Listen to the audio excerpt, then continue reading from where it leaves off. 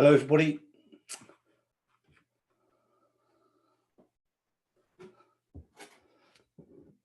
I'll just let everybody join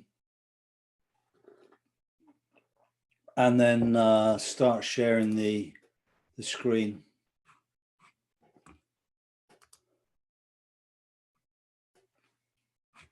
Hey, John. Hello, Ken. I'm just going to change you. There you go, Ken.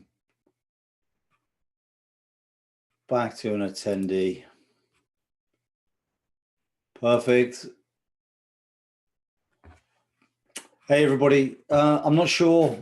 I think probably nowadays we're a bit more familiar with using Zoom and so on because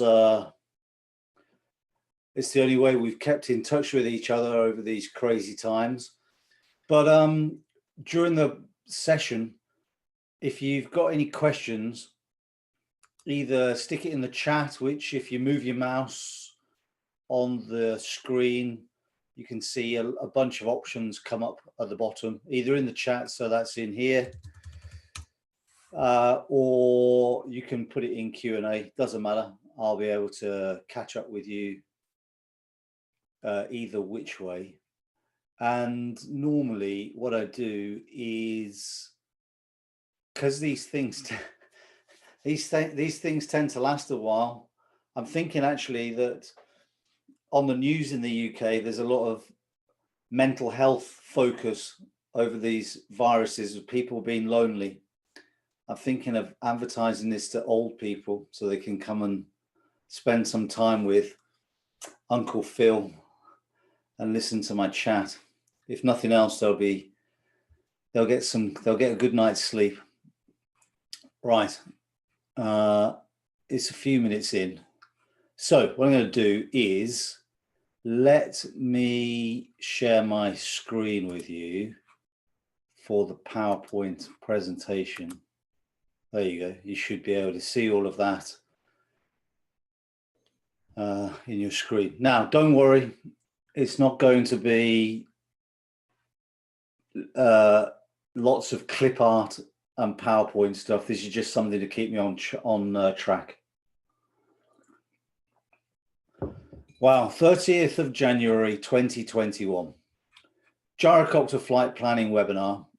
I'm just going to dive straight in so that we try and keep as much as possible to time. Okay. This is the broad agenda for the evening. So we're going to talk a little bit about flight planning methodology. And then I just want to talk briefly about this accident that happened to November 498 Alpha Golf. And really, because it was some conversation around this accident that prompted me to do the entire webinar, because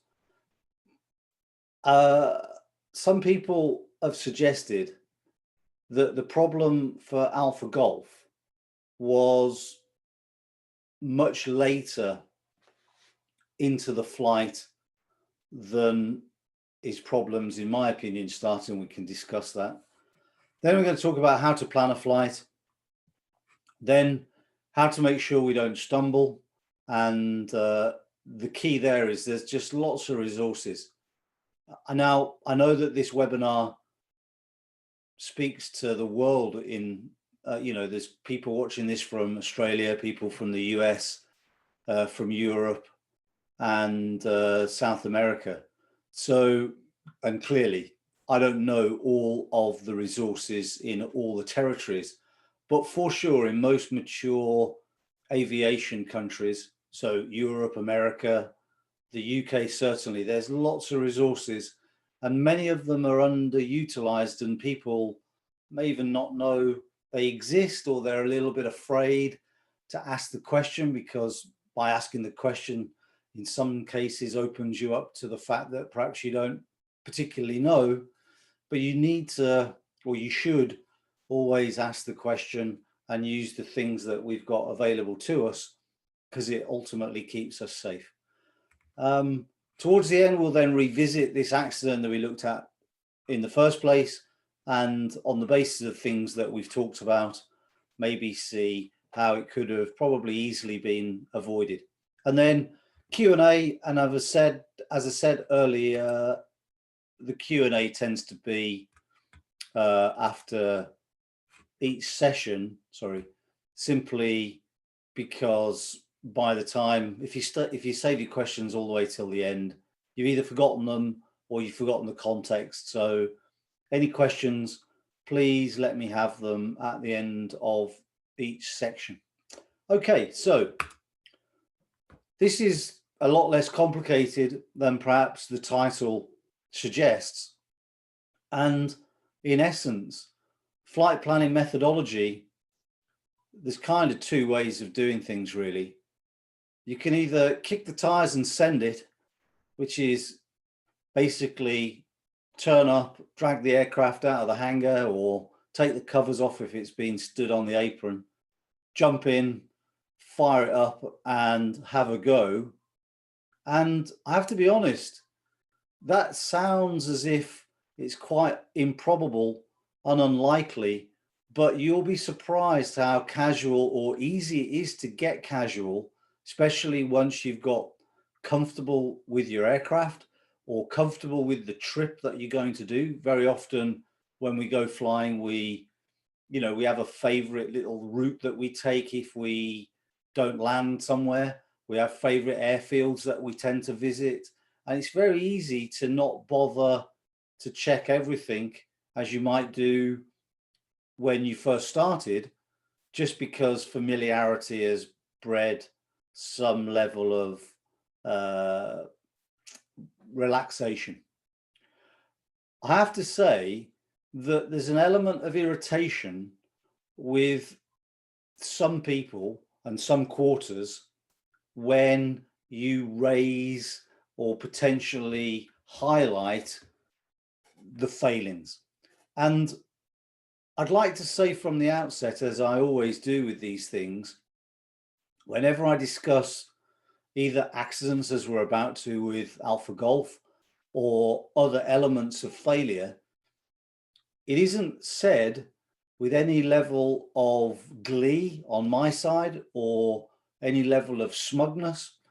It's just said to highlight to people that are watching and to myself that as soon as you go down the wrong path, you increase the likelihood of having an accident.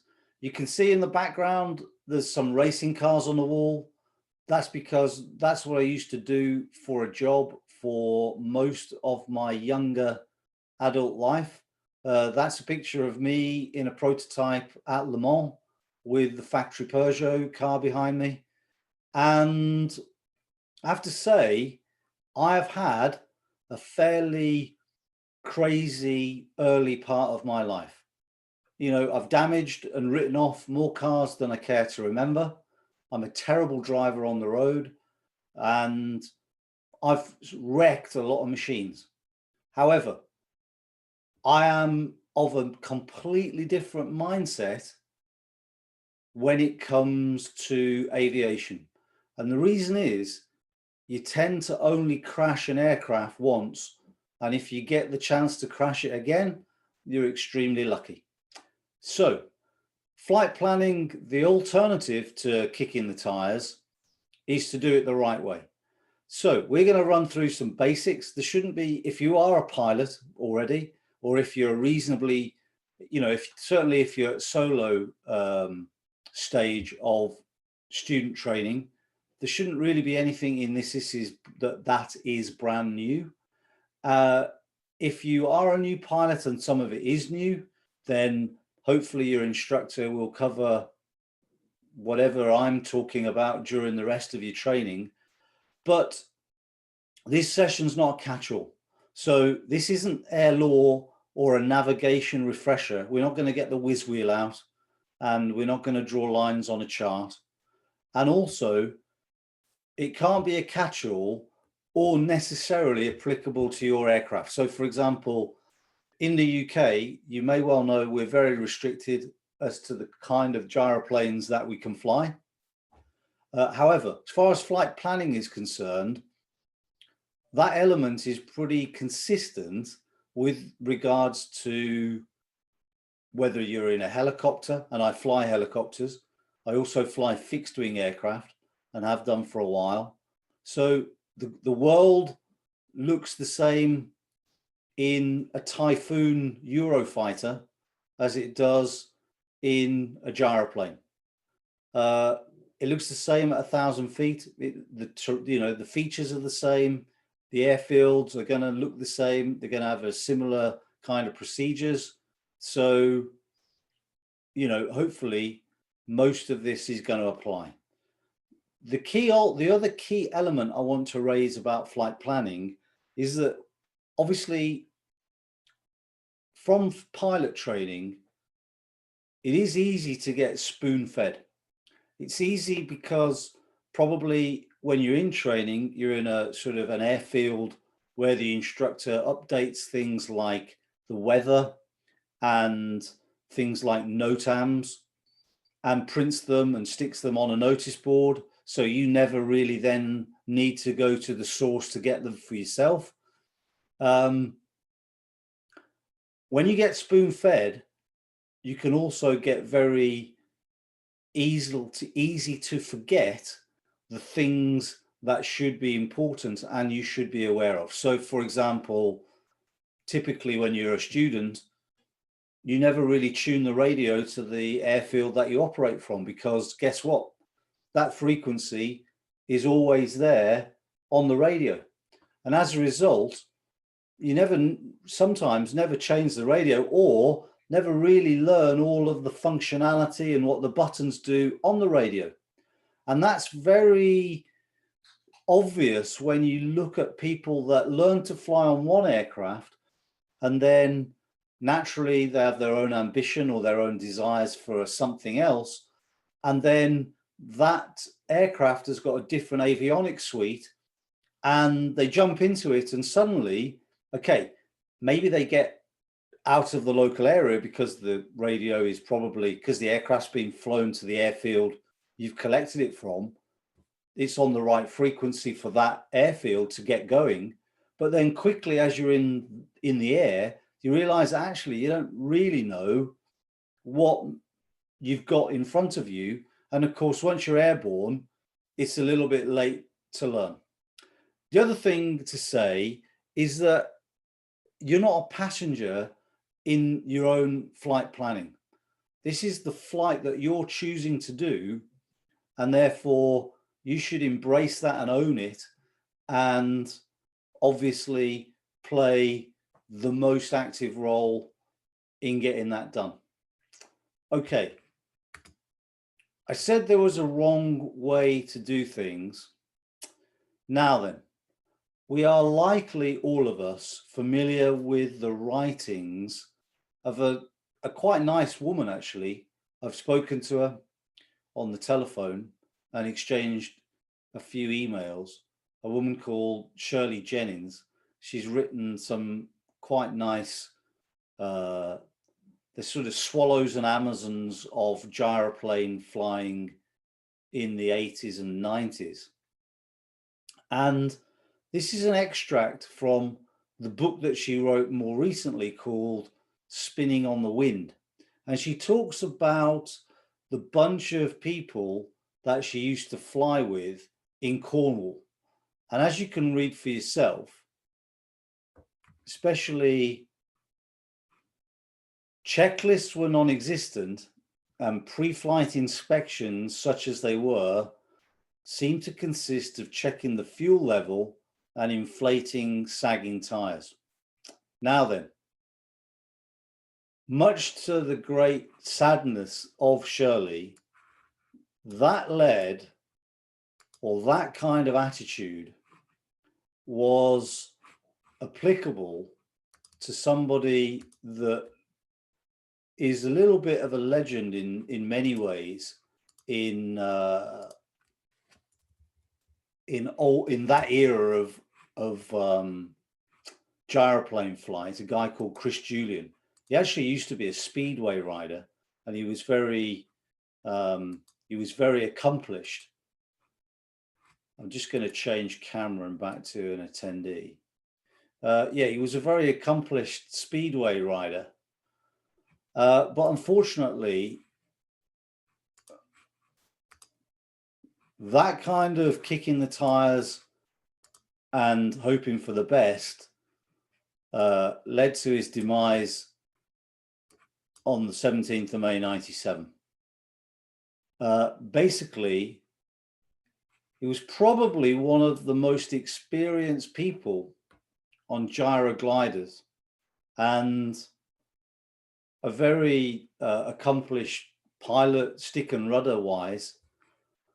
They didn't necessarily have the best regime for maintaining this gyro glider. It was an unregistered gyro glider, and as a result of it being unregistered, there was sort of no airworthiness oversight because there didn't need to be. But basically, very unfortunately,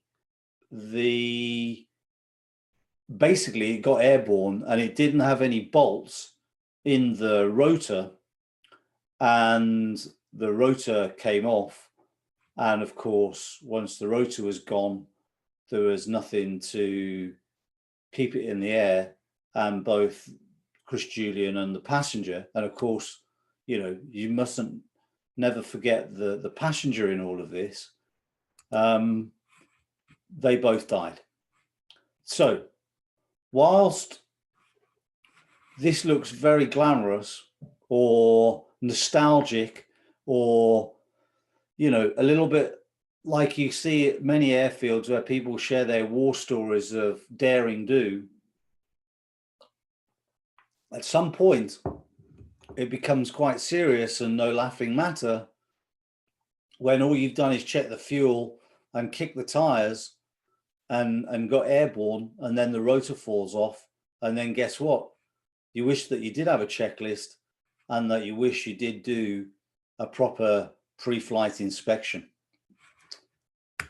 Right, 498 Alpha Golf, there's the aftermath, and as you can see, it hit trees. Aircraft's effectively, I mean, most likely, I think actually it was written off. I saw it come up on an auction in the US. I think that wreckage sold for about $7,000 or $8,000. So effectively, I guess the remnants or the value of that is spare parts, and in particular the Rotax 914 motor that's hanging off the back of it. So what happened? Well, the NTSB have reported on the accident, and this is their final report. And essentially, I won't read it out, I'll just paraphrase it. But effectively, what they say is the pilot was out with his wife in the back seat for a cross-country flight, and ultimately they ended up landing out, and during the subsequent takeoff he basically ran out of room forward, tried to divert and veer off, but there were trees, and then as you can see from the picture, he then hit the trees. The pilot, as you can see here, has added that the accident could have been prevented by measuring the length of the field before takeoff. And there's some factual information around timing. They add here also that the pilot reported while in flight, his electronic tablet he was utilizing for navigation failed. And the pilot landed in a field in a private ranch to try and troubleshoot his tablet. And then after the troubleshooting, he then departed and had his accident. He was quite lucky, actually. He was lucky in the sense that, unlike the UK, and I suppose people, if you're in Australia, probably can relate to this a little bit more. Obviously, the landmass in the UK is a little bit smaller. And so if you land in someone's field, you can guarantee within 5 minutes the farmer will be at your feet wanting to know what you're doing. But these pieces of real estate that people own in places like Texas seem to be reasonably sizable. And these people were effectively found by some people that were out on a hunt. And I don't think they were too badly injured. I think the wife broke her or fractured her arm, and he was just probably shaken. Then they got recovered to hospital and had some medical attention. What's interesting, though, is when you start to read a little bit more about what really went on. And in the US, when they report an accident, not only, or rather when they report finally on the accident, and actually also at the preliminary stage, they also release something called a docket, which is the pilot's own version of what he's told the NTSB. Now, clearly, with the NTSB being busy and probably under-resourced, they don't intend to investigate everything, because if it was an airliner that's fallen out of the sky and killed 200 people, and so they tend not to attend. They just read these guys, the pilot's own account, and then sometime later produce their own narrative. Interestingly, with this narrative is around the failure of the tablet. So what actually happened is, and you can see his own words here, his plan was to go from a home airfield and then land at another airfield. He was going to use a tablet to do that, but the tablet's battery effectively died, and so he was completely unaware as to where he was. As a result of him not being aware of where he was, he decided to land in the field, and his solution was that I landed and determined that my tablet's battery would die, so my wife and I continued the trip using my cell phone with, I guess, the same navigational app installed on the cell phone. He gave that to his wife, and his wife was going to give him instructions over the intercom. And then during takeoff, he realized there wasn't enough room, and he tried to climb through an opening in trees and then collected the trees. Blah, blah. So, pretty sad state of affairs. When you then read his own account as to his situation, there's some more interesting, there's some more interesting facts. He suggests that the weight at the time of the incident was 900 pounds. And he also suggests that, bearing in mind this is the guy's own interpretation and what he thinks the situation was, he also thinks that the aircraft had got 10 gallons or thereabouts of fuel. And I think I'll find that. Where will I find that? Let me just find it for you. Here we go. Fuel and services. Fuel on board at last takeoff. Oh, fuel on board at last takeoff, 10 gallons. Now, I'm assuming that's 10 US gallons, which is about 38 kilos. So if we do the mathematics on that, he reckons that the weight at the time of the accident was 900 pounds. So 900 pounds, divide that by 2.2 is about 410 kilos. Take away the 38 kilos that he reckons he's got on board for fuel, leaves him 371 kilos. Now, I can tell you that an MTO 2017 Sport, well, that's an MTO 2017 Sport with a 912 engine on it, and it weighs 285 kilos. And as you can see, it's got that aircraft. You could watch the review. It's the red aircraft in that review. That's got no spec on it. A 914 is about 10 kilos heavier, but even if we take 285 kilos, we just take 285 kilos because we know that, you know, there's an aircraft weighs 285 at the lower end. So we take 285 off 371 and we're down to 86 kilos left, or for our American friends, about 190 pounds. And yet somehow there were 2 people on board.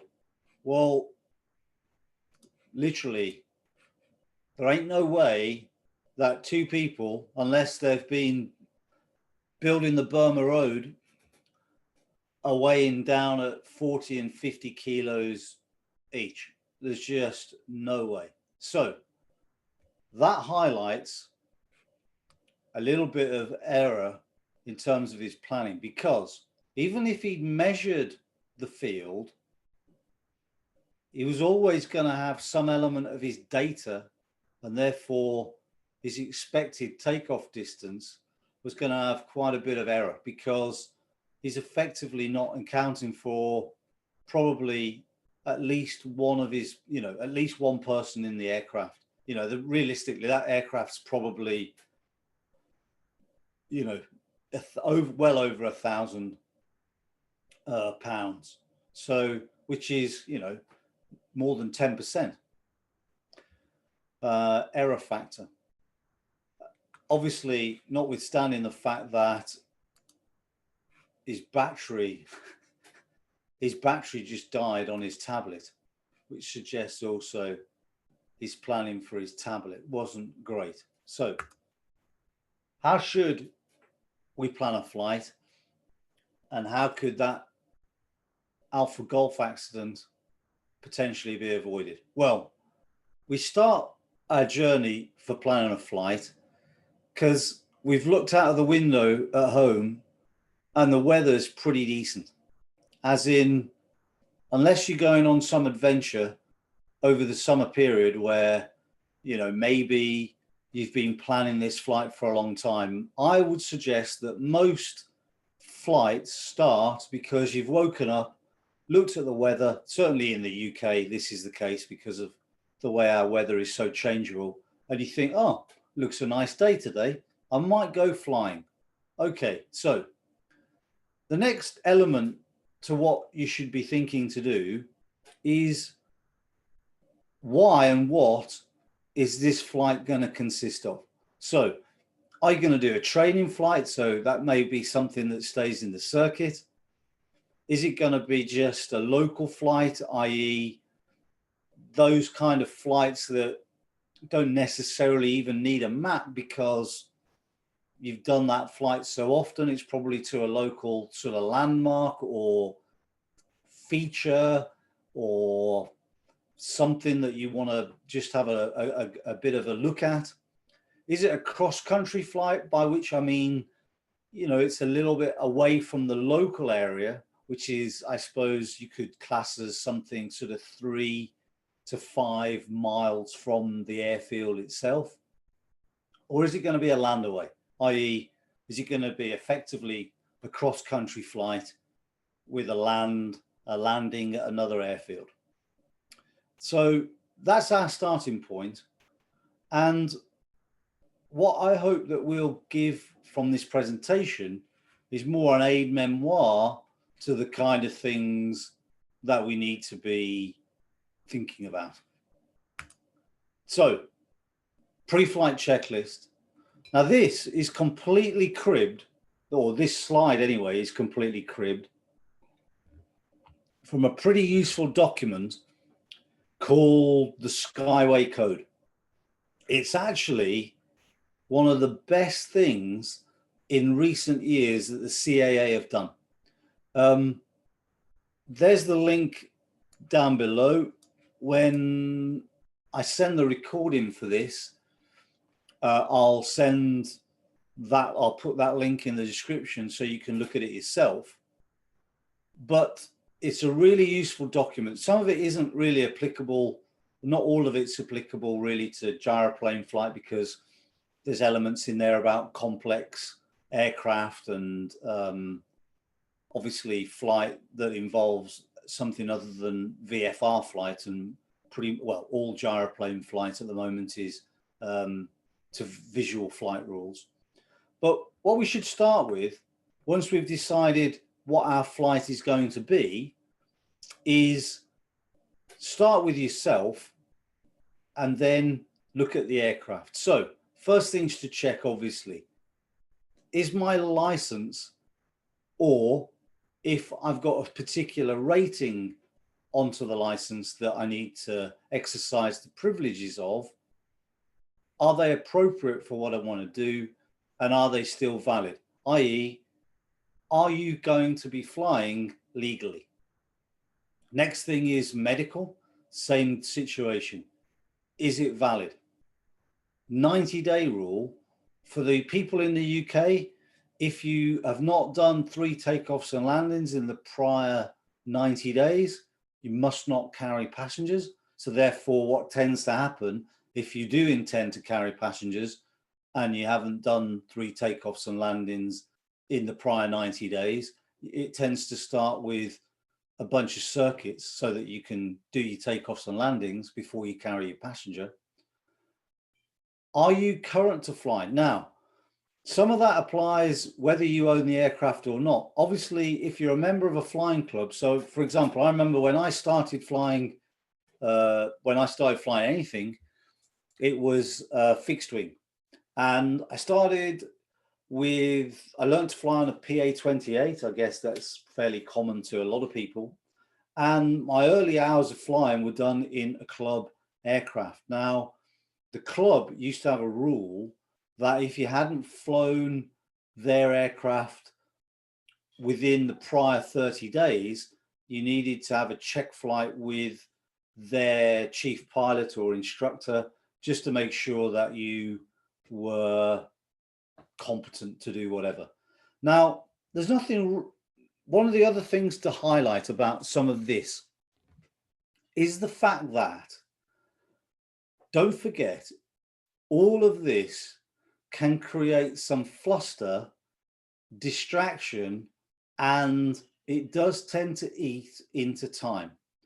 You can be sure that if you haven't planned to do a bunch of circuits, or you haven't planned to fly with an instructor before you go and do your trip, you know, you can't find the instructor, or the aircraft hasn't got quite enough fuel to do, you know, half an hour of circuits and then go on and do your own bit of flying.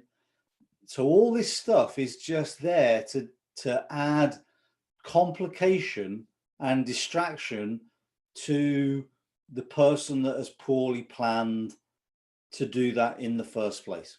Also, the other thing is, as I'm sure, look, let me just look at who I've got in the room with me. Sorry, I've just lost my slides. There we go. I think I'm exclusively male in the room. And as we all know, what tends to happen in terms of the fluster and the distraction is that you've turned up at the airfield with your wife or your girlfriend. Then all of a sudden, you have to then tell her, ever so sorry, you thought you were going to come flying with me for a lovely slice of lemon drizzle at an airfield on the coast, but would you mind just standing on a windy apron for half an hour while I faff around and do some circuits? That then leads to a bit of a sour face, the mood goes downhill, and before you know it, the whole day has taken a turn for the worst. Next thing is, are you fit to fly? Now, I like in aviation, we've got mnemonics to the yin yangs, probably too many, but I'm safe is quite a good one. So illness, are you ill? M, medication. S, stress, alcohol, fatigue, have you eaten? So you can see stress has come into this potentially already. Illness, well, we've got this virus that's obviously I mean, I guess we're not flying right now, but you can see where it's going. Fatigue, well, I guess at the moment we're either flat out trying to work from home and juggle kids and all the rest of it, or you're just trying to juggle more than one thing to try and make ends meet because you haven't got a job or whatever. I don't know, but you can see how all of these things need to be taken into consideration. But the I'm safe mnemonic is probably well familiar to everybody. And the other final thing is, if you're taking passengers, you probably need to brief them about, as a minimum, you should be briefing things, what they should be expecting, especially if they're new passengers, and how to extract themselves from the aircraft. Don't forget, with a gyroplane, it being rotary wing, the big danger is if they need to extract themselves from the aircraft after it's hit the trees, potentially the rotors can still be spinning and the engine is behind. So it's not, it's easy to forget that there's an engine and prop. So clearly a spinning rotor and a spinning propeller isn't going to do anybody any good. Next thing, the aircraft. So clearly, is it airworthy? Does it have a certificate of airworthiness or a permit if it's a permit aircraft? Is that in date, i.e. is it a valid permit? So you'll probably notice that when you get your aircraft docs, you've got a permit or a certificate of airworthiness, and that is then revalidated every year. I guess you could call it an aircraft MOT. Those things need to be in date. Now, you might already realize that there are a few checks. If you decide to rock up at the airfield and you haven't got a license, you haven't been flying for a while, your medical's out of date, and the aircraft hasn't been looked at for a long time, probably no one's going to stop you from doing that other than yourself. So there's a bit of self-discipline. However, the other thing that you might want to consider is what that does to the validity of the insurance. Because I know somebody a few years ago, and this wasn't done with any level of malicious intent, but he just went flying because he hadn't been flying for a while. And unfortunately, he had an accident, and after the fact realized that his own license wasn't in date. And so as a result, I think there was about 50 grand's worth of damage to the aircraft. And of course, the insurance were not interested because his license effectively was invalid. There's a sad story. I think you may be aware of a pilot getting killed in Namibia. Basically, that pilot was trying to sell his aircraft because he lost his pilot medical, took someone for a joyride, and they were flying low. Looks like they hit some wires and wiped everybody out. Now, was the medical material to the accident? Maybe, I don't know. I don't know if there was a medical event. Probably not. But the fact of the matter is, if you're of a mindset where you're comfortable flying illegally, effectively, then what else? Where's the barrier? Where's the line in the sand that you won't cross? So, moving on from the aircraft equipment, I guess that's talking probably a little bit more sophisticated aircraft than we fly, but things like if you've got avionic equipment, nav aids, especially if you look at Alpha Golf, if he included equipment as his electronic tablet, well, if he checked that and his battery was full, then he might have got a little bit further than the field that he destroyed his aircraft in. Fuel and oil, for the obvious reasons. Mass balance and performance. Now, we've already looked at the Alpha Golf pilot's own account of what he thought the weight of that aircraft was, which was complete nonsense. Now, okay, maybe after the fact, when he was filling that form out and feeling a little bit sore, he didn't take the greatest of care in doing things. But one of the things that I always recommend to my students is, I'll just find a picture of it and send it to you.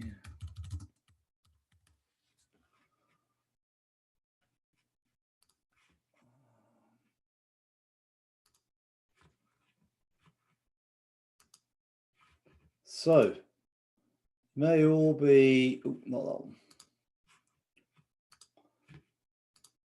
You may all be familiar with this. These are called pilot logs. That's a Pooley's version. There's also one from AFE. These are very useful to start filling out, because in there you can put some fuel, you can see what your aircraft is, date, where you're going from and to, and so on and so forth. But clearly, one of the things, because the weight of our aircraft does change quite a lot, just record what the aircraft weight is. For the most times, it's never going to make any difference, because if you're flying from some tarmac runway that's 2 kilometers long, well, guess what? It doesn't really matter, because you're probably always going to get airborne unless you've got a problem. But every now and again, you might need to know, it might be useful to know, it certainly would have been useful for matey to know. And if you've written it down and you're familiar with what that number is, then your performance calculations are going to be a lot more relevant. Documents, any that are required, that's typical of whether you're going to take aircraft logbooks with you. I tend not to take on a local flight all of the documents in the aircraft, just because, especially in an open aircraft, they tend to potentially end up overboard, and then you've got an administrative faff. But clearly, if you're going to go abroad, some flights abroad will require evidence of insurance and evidence that you have got a license, and so on and so forth, and also the permissions that you may need in order to fly in someone else's airspace. Is insurance on the aircraft valid? Well, we've spoken about that insurance already. And a pre-flight inspection complete. If you reflect on the gyro glider that dived into the ground, killing the 2 people on board, pre-flight inspection there would have saved both of their lives. Right, so we've looked at us, we've looked at the aircraft. I've robbed this from the General Aviation Safety Council of Ireland. This is their own generic, what they call an out brief. And we're going to run through a lot of these points.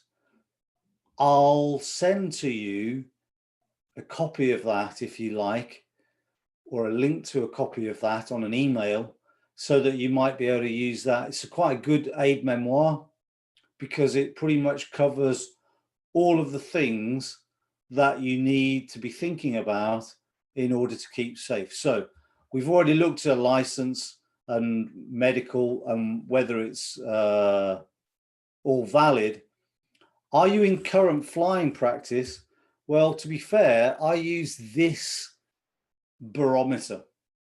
It's actually something that is cribbed from the British Gliding Association Pilot Currency Barometer. It's a very useful guide, and especially in times that we find ourselves in now. You know, in the UK, we're all under lockdown, and to be honest, when I look out of the window and look at the rain lashing on the window, you probably didn't go flying today, and probably nobody in the UK from a gyroplane perspective has been flying for the last month. So what you do is, on the left hand side, you look at hours that you've flown, and then they use launches because obviously they don't, that's what they call their takeoffs. But you, and hopefully every takeoff is matched by a landing. So you've got hours on the left side, launches on the right, draw a line between the two as they've done here, and where it intersects the white center is the band that you are in for your currency.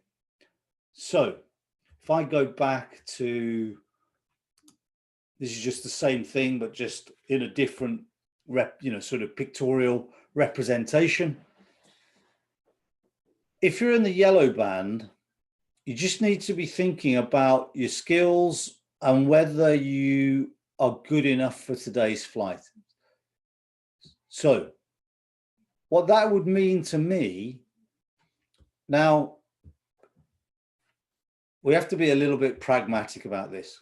Clearly, if you are a 2,000-hour pilot, for example, and you are thinking about making a 1-hour flight that you've done many times before from airfield A to airfield B, and you haven't flown 15 takeoffs or 10 hours in the last 30 days, or 90 days. I think it's 90 days, actually. Let me just check what that is. Sorry. Yes, it's actually, it's the hours in the last 12 months. So if you've not flown all that much in the last 12 months, but you're doing a flight that you're reasonably familiar with, and you've got a lot of history behind you, then probably it's not as much of a yellow, flashing yellow, as it would be if you were a newly created PPL just before we went into lockdown and you're about to do the same thing, if you take my point. But nevertheless, for me, I think any pilot that's got less than 200 hours, certainly, if you've got less than 200 hours, P1 that is, not total, including the hours that you did to get your test. If you've got less than 200 hours, I would definitely suggest that you should fly with an instructor if you've not flown in the prior 3 months. And I think if you've not flown in the prior 30 days and the prior 3 months you hadn't really done very much, I still think you should fly with an instructor to make sure that you're okay. Because there's way too many people, when you read accident reports, would have not crashed, or at least whether they would crash or not is I guess debatable. But the point is, they definitely fall in the yellow and red section of this barometer. You very rarely see gyroplane accidents where in the prior 6 months they're in the green. Take of that what you will. Right, next thing we're going to talk about is weather. Before I race through weather, any questions quickly? While I just swallow this mug of tea?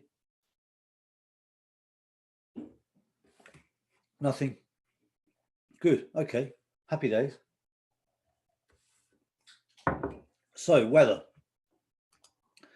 I'm going to start with, or I'm going to continue to talk about the weather next, mainly because very often it's the thing that motivated us to go flying in the first place. You know, we looked out the window, weather was nice, and we go flying. So, of course, we didn't necessarily dive straight into the weather planning before we looked at ourselves and the aircraft in terms of its, certainly the documents, whether we do the pre-flight inspection. Obviously, we do the pre-flight inspection at the airfield, and we've probably already looked at the weather at home, but we may as well look at ourselves and whether the aircraft certainly got all the relevant paperwork before we look at the weather, because otherwise it becomes a bit academic.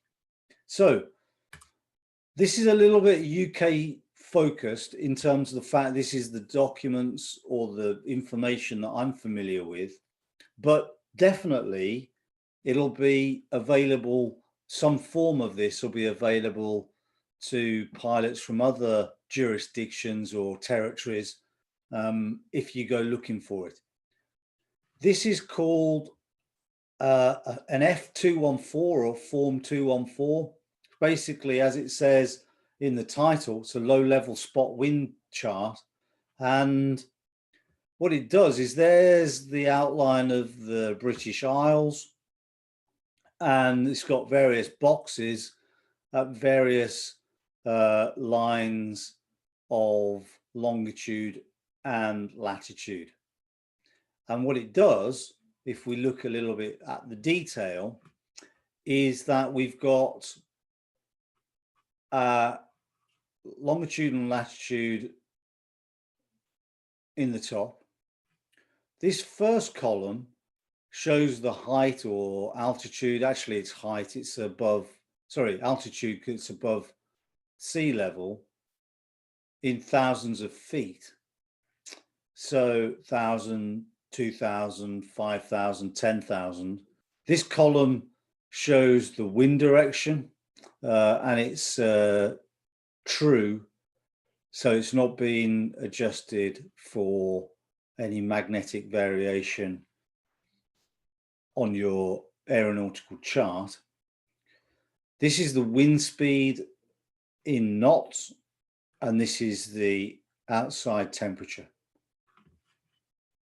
That's very useful because when we relate to things like this, so how competent we might be, and when we think about things like ourselves and whether we're either current to fly or whether we're fit to fly, we might also include in there, and I'll talk about it perhaps a little bit later, but we might have our own personal limitations. You know, for example, if we think that we're going to go flying and we only like to go flying when there's 10 knots of wind, if it's 20 knots of wind at 1,000 feet, it's probably going to be more than 10 knots on the ground, I would say. It might not be, but there's every chance. And certainly if you're going to plan a flight to another airfield, and this was going to go over the course of the day, you know, you may consider whether the weather is good for what you want to do or what you're able to do. The other thing is the temperature. Clearly, most of our gyroplanes are open gyroplanes, and it's not unreasonable to be flying at 2,000 feet. So we've got 1 degree of temperature. That suggests we might want to put gloves, thermal underwear, maybe even a heated jacket if you've got it. But you definitely don't want to be going flying in shorts and t-shirt. Now, I know that sounds a bit obvious because clearly you've also stepped out of the front door and thought, this is cold. But you can see that the temperature depends on where you're going to fly and what height you're going to fly. This temperature does tend to, you know, change quite a bit. This is a synoptic chart that's called an F215. Cameron. Yeah, Windy is pretty good actually, Cameron. Sorry, Cameron's asked me a question about apps like Windy. Yeah, they're really good. I was doing, ironically, I was doing a lot of flying in Qatar a few years ago, and their Met was a little bit, it wasn't great. Some of it came from the military, but naturally, you know, that some of the flight planning that you can do ahead of getting to the airfield and getting on the phone to the military airfield, we used to use Windy. Actually, it's pretty useful. It is pretty good. So yeah, this is a Form 215. Now it looks. I remember from when I was learning to fly, this was just like gobbledygook initially. But in actual fact, it's not as complicated as it might first appear. You've basically again got the British Isles, you've got some fronts and some speeds, and then you've got these different zones. Then over on the right, you've got on the right hand side, you've got a text box. So obviously here, area, so area A, that's this area here within this front. Area B is this zone here. Area B1 is this little zone here to the east, and then area C to the south. And if I show you here, this is I've blown up area C for you, and you can see that you've got, if I go back to the prior one, you can see that there's C, there's the warm front, and this arrow says that that was passing at 25 knots. And then we've got another warm front that's coming at 30 knots. Now, bearing in mind, zones and fronts, it tells you up here, look, you don't have to guess. They're valid on the 28th at 1800 Zulu. So clearly, depending on what time of the day you were going to fly, you're going to have a good idea as to when these fronts are going to be wherever you are, if zone C is relevant.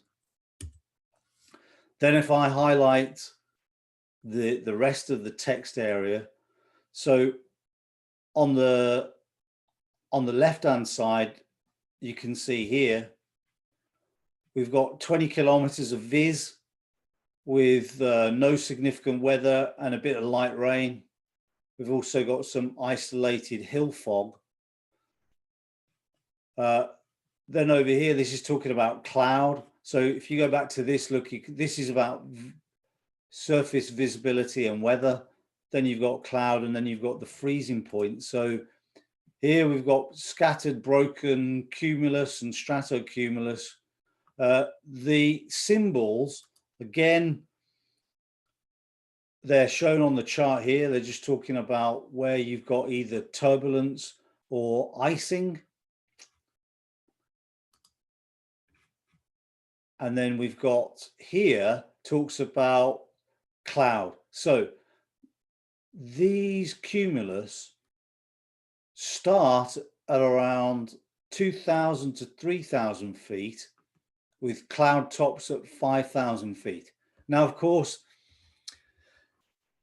the tops are relevant because don't forget, a lot of people, if they fly, if they've either got a full instrument rating or maybe they've just got a en route IMC rating where they can just climb through cloud, the expectation is probably 2 to 3,000 feet's worth of cloud to climb through before you break through and get on top of the cloud, and then you're in clear.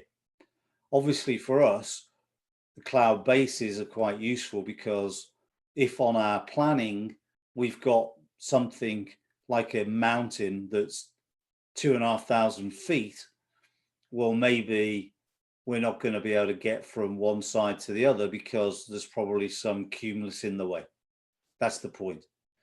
It also says there's isolated broken stratus with some bases down at 300 to 800 feet. So again, that suggests that isolated is, you could fly around isolated, but by the same token, depends on your level of experience.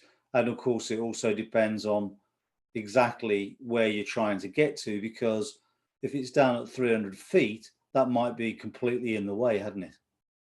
Then we've got freezing levels. And again, freezing levels are important more for people that are going through cloud because they don't want to pick up any ice, but that's there on the right-hand side. The other thing to think about as far as the Met's concerned, things like icing. Now, less for us airframe icing because, to be fair, when we're flying VFR, it isn't going to be an issue because we're not going to be going through the clouds. However, if you leave the aircraft overnight on the apron, this is probably not so relevant for gyroplane pilots because pretty much all the gyroplanes are put in a hangar. But if it's out on the apron, it's picked up some ice overnight, you need to get rid of that because obviously it's detrimental to the aerodynamics of the wing. But what is most significant to GA aircraft is carb icing. Now, most UK gyroplanes have always got effective carb ice protection in the form of carb heating, because they've got what is effectively they circulate the water for the motor through a jacket that goes through the throat that goes around the throats of the carburetors and keeps them warm. So that's not so much of an issue for people flying in the UK because you're normally protected from carb icing by the equipment. But that's not necessarily the case for everybody in every territory. And the thing to notice, this is air temperature down the bottom. This is the dew point on the y-axis. And you can see that it's quite obvious, it's quite easy to get the blue and the green and the red. They're all areas to take care of for either serious icing, moderate icing, and bear in mind that's serious and moderate icing on cruise power, and then the red is serious icing when you close the throttle to descend. You can see that even with 20 and 30 degrees ambient air temperature, you're going to be potentially in a problem. Now, if we go back to our information here, where we can see here, look at 2,000 feet, we're only down at 1 degree. Down at 1 degree, it looks to me like you're going to be getting icing problems pretty much all the time at some point. So again, this is an extract again from the Skyway code. You can download that and use that at your leisure. The other thing to think about with weather is you need to have a plan about what's acceptable to you and what's not acceptable. So it's all very well accessing all of the information that you've got available about the weather, but where's the limit for you? What will you fly in and what won't you fly in? Typically, a lot of that comes from ultimately not necessarily what the VFR minima are, because clearly most of us in the UK fly gyroplanes in what's known as Class G airspace, which means you've got to be clear of cloud, visibility more than 1,500 meters. And in truth, that would be horrible. Genuinely, I mean, I think I'm a reasonably experienced pilot, and I would not want to fly in 1,500 meters of viz without an IR, because it just, or 1,500 meters of viz consistently. Like if the whole flight is going to be, you know, it's all very well, you know, you suddenly go through a patch that's 1,500 meters of viz, you might feel less stressed. But if it's constantly 1,500 meters of viz, that's going to feel horrible. Not only is it horrible because your perspective from a navigational point of view is going to be very restricted. Also, it means that when you take your eyes away from the outside just to look at instruments or to look at a chart, you know, you look back up and of course it's all then, you know, you've got to reacclimatize to the environment. And finally, what tends to happen when the viz is so degraded, you're constantly stressing whether it's going to get any worse. And what happens, and this happened to me actually, I made a flight a few years ago, and there was some. It had been foggy overnight, and I lifted out of an airfield and got on top of the fog. You could, and of course, once you're on top of fog, it starts to get quite patchy. You can see the ground quite nicely, but then all of a sudden, things start to degrade, and it's interesting how once you're in low visibility, at some point you'll then able to accept worse and worse, and eventually you just get to a point where you really need to keep speaking to yourself to keep yourself aware of what the potential danger that you're getting into. And in the end, I knocked this flight off and landed, and I was actually quite lucky to get into where I got into. In fact, there was a Sky Television news crew that had landed there in a turbine helicopter that had been fogged in, and they saw me land. They saw me arrive in the crew room, and they thought that the weather had got better. And I said, no, I'm just quite lucky to be able to be speaking to you. And that was, that wasn't very nice. So you do have to be aware of what your limitations are. My own view, if you're a relatively new pilot, realistically, anything less than 5 to 8 kilometers of viz is going to start feeling horrible. It really is going to be feeling horrible. Of course, the other information that you're going to have available to you are things like TAFs, so the aerodrome forecasts and the METARs. So, if you're going to go somewhere, or you're taking off from an airfield that either has weather information on it, or there's an airfield close to the one that you're using with weather information, then you can get a bit of an early call from your bedroom or from your home, if you like, on your phone by looking at the TAFs and METARs. But yeah, just don't take ironically, with gyroplanes, for all the risks and some of the crashes that they've had, very, very few. I can actually only think of 1 or 2 gyroplanes that have crashed because of, they've got into trouble with the weather. So I don't know whether that's because most of the time they're open, or certainly the early ones were open aircraft, and so people just didn't tend to fly in bad weather because they didn't want to get cold and wet and miserable themselves. But we've been quite good at that to date. I mentioned that all of that was UK centric, but it is available in other countries. This is the French service. LFV, I think, is the Swedish service. Obviously, this is the Danish Belgacom, Belga controls for Belgium. This is the Dutch service, and this is the German service. So if you need to look for your own service, that's a European centric. The FAA have got I've got a link here, and I'll show you what the US use. Let's just get this up, and I'll share the screen. The reason I'm laughing is because it says page not found. It's probably, I know where that is. There you go. I'll just get rid of this.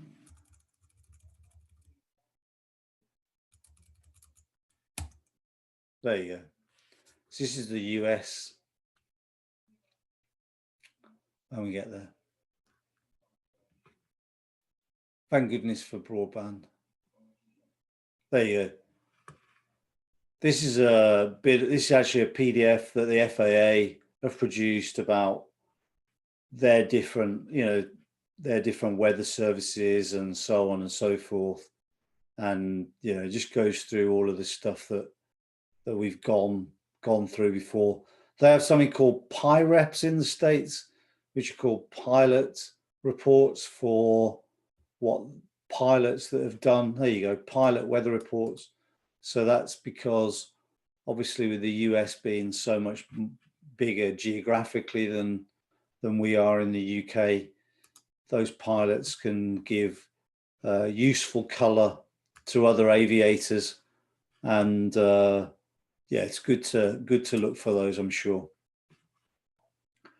So this is another extract from the Skyway Code. This talks about things that we also need to look at with regards to flight planning, and this time it's around NOTAMs and aeronautical, AIPs and AICs. AIPs and AICs literally just talk around different things that are relevant to navigation or airspace, administrative or legal matters. So, for example, you may have a chart that's been issued, but there's been some information incorrectly entered onto the chart. Obviously, they're not going to recall all the charts and have them reprinted. What they do is they make an alert to say, actually, this height or this airfield is not as it's depicted on the chart. This is the real information. They might also suggest that there are some airspace restrictions. Maybe there is something going on. Like, for example, not that long ago in the UK, we had the Olympics. There were a lot of airspace restrictions that came in for the Olympics. Where I live is a village called Silverstone. Every year we have the Grand Prix, or usually we have the Grand Prix, and normally there's a lot of helicopter movements in and out of the circuit. That would be covered by a restricted airspace temporary, or happily also known as a RAT. That is important to note all of these things, because fundamentally, for example, recently, and well, I say recently, within all of our living memories, there was a situation where the Red Arrows were doing an air display at some military airfield, and someone in their Cessna or Piper just blundered literally straight through the middle of their display routine. And obviously the Red Arrows, a very experienced set of aviators, stopped their display when they became aware of this airspace infringement, and obviously let the guy carry on with his thing before they resume their own flying. That pilot got very badly fined, and I don't know whether he got his license suspended. Most probably did for a temporary, a short time, and probably had to go through a lot of hassle of having retraining to learn things that he should probably already know. Other things we need to look for, things like aircraft snags and limitations. Now, some of these may be more obvious than others, but for example, aircraft snags, personally, I recommend keeping some notes in the aircraft logbook. Some people get a bit sensitive about leaving things in the logbook because they're always thinking about, oh, I'm not sure whether, later on that's going to devalue the value of the aircraft. Probably not. Probably the guy who may buy it off you just thinks that you're a diligent pilot. But if you don't leave it in the logbook, just make a separate notebook to keep all of the information about your aircraft, because sod's law, because we don't fly necessarily every day, it's not like a car where we can keep on top of these things. Typically, you tend to find out about these things after you've landed. And of course, all you want to do after you've landed is put the aircraft back in the hangar and get back and scuttle off home, because you've missed several calls from your wife who's saying, why are you late again? You've gone flying and your tea now is going cold on the side of the work surface, whatever. So you forget all of the things. It's good to write them down. Examples are, and these are kind of real examples, definitely things that I've seen in my own time flying gyroplanes. Tires tend to go soft after different levels of, different periods. So maybe, if you've got a tire that's going soft after a couple of hours and your flight is going to take more than 2 hours, you either need to be sure you can blow it up somewhere or take a pump. Obviously, ultimately, you're going to get it changed, but clearly for that day, you might want to go and do some flying and make some contingencies. Definitely, if you fly an auto gyro sport and you've been in the cruise for a while, the exhaust come loose. And again, that's something that you need to be aware of because, well, first of all, if you've only just put the aircraft away and you didn't tighten it up from the last time that it came loose, then it's already going to start loose and it's going to then get even more loose. So probably good to keep on top of that. Other things are things like oil consumption. Now, clearly, oil consumption is not normally a problem or shouldn't be a problem for the average flight that just takes place on the same day. But I did quite a long flight, for example, down towards the south of France from the UK. Obviously, it took several days, but you need to think about those things in the plan because you can't necessarily guarantee that the oil, and as you all know, Rotax recommends Shell Sport 4 or something, Sport 4 Plus, I think it's called. You need to make sure you take enough of the right oil so that you don't get caught short, basically. Other things, pre-rotator tachos, they can be flaky. So sometimes if the little sensor at the top of the rotor head the gap isn't very well maintained, sometimes the gauge can go to zero. Now, you may not think that causes a lot of drama. However, I will show you the consequence of exactly that. I know one of you in the room tonight operate from this very airfield and may have even seen this accident. You certainly will know the pilot.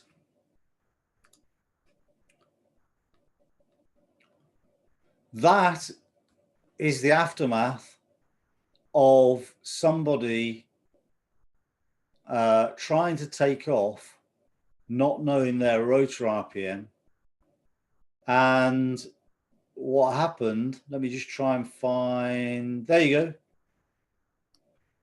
The pilot was and this is, I laugh because I can laugh because actually everybody is all healthy and well. But the accident pilot was actually delivering that aircraft to a new owner.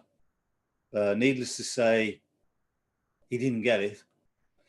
And he engaged a pre-rotator. And just before he started the takeoff roll, he saw that the pre-rotator tacho was showing 200 rotor RPM. Shortly after, he noticed the rotor indication dropped to zero. Now, obviously, he knew that the rotors weren't at zero because he could physically see the rotors were spinning. But now he kind of got a little bit phased because he didn't really know what the rotor speed was, and ultimately, in the end, shunted.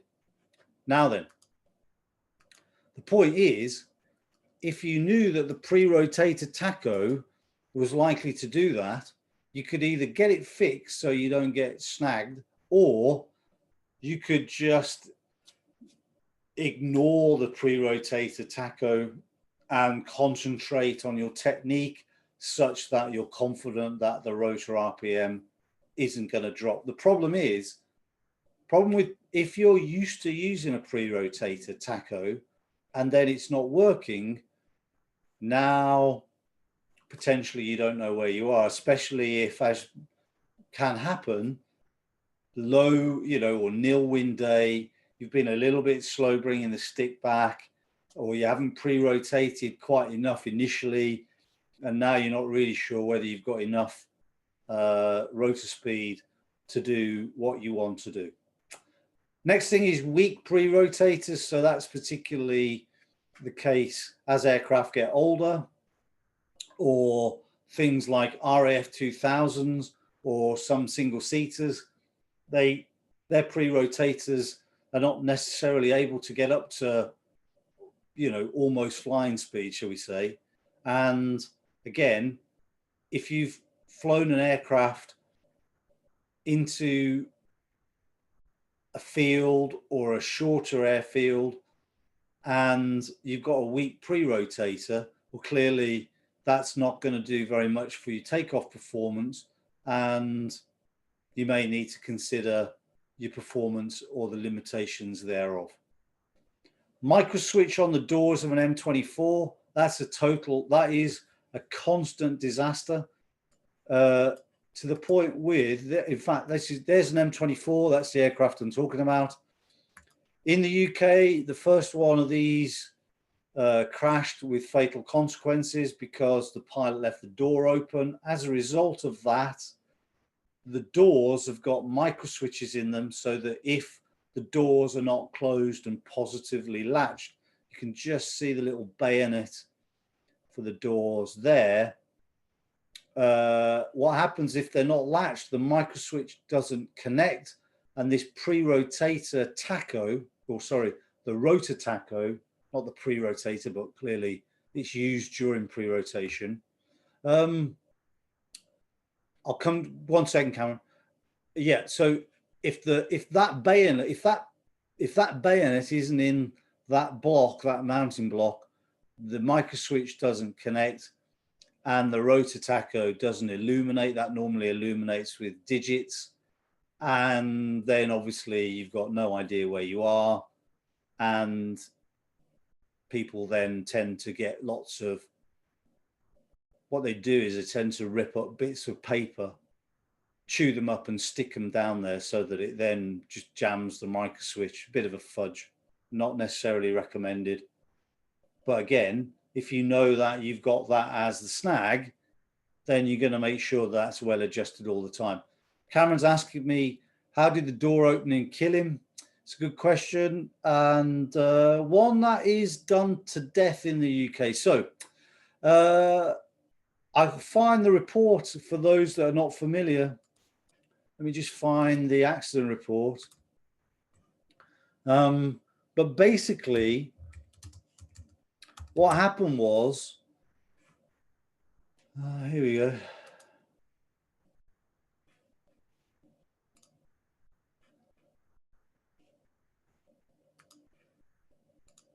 Boom. Can we see that? Yeah, we can see that. So, April 2019, happened at Old Sarum.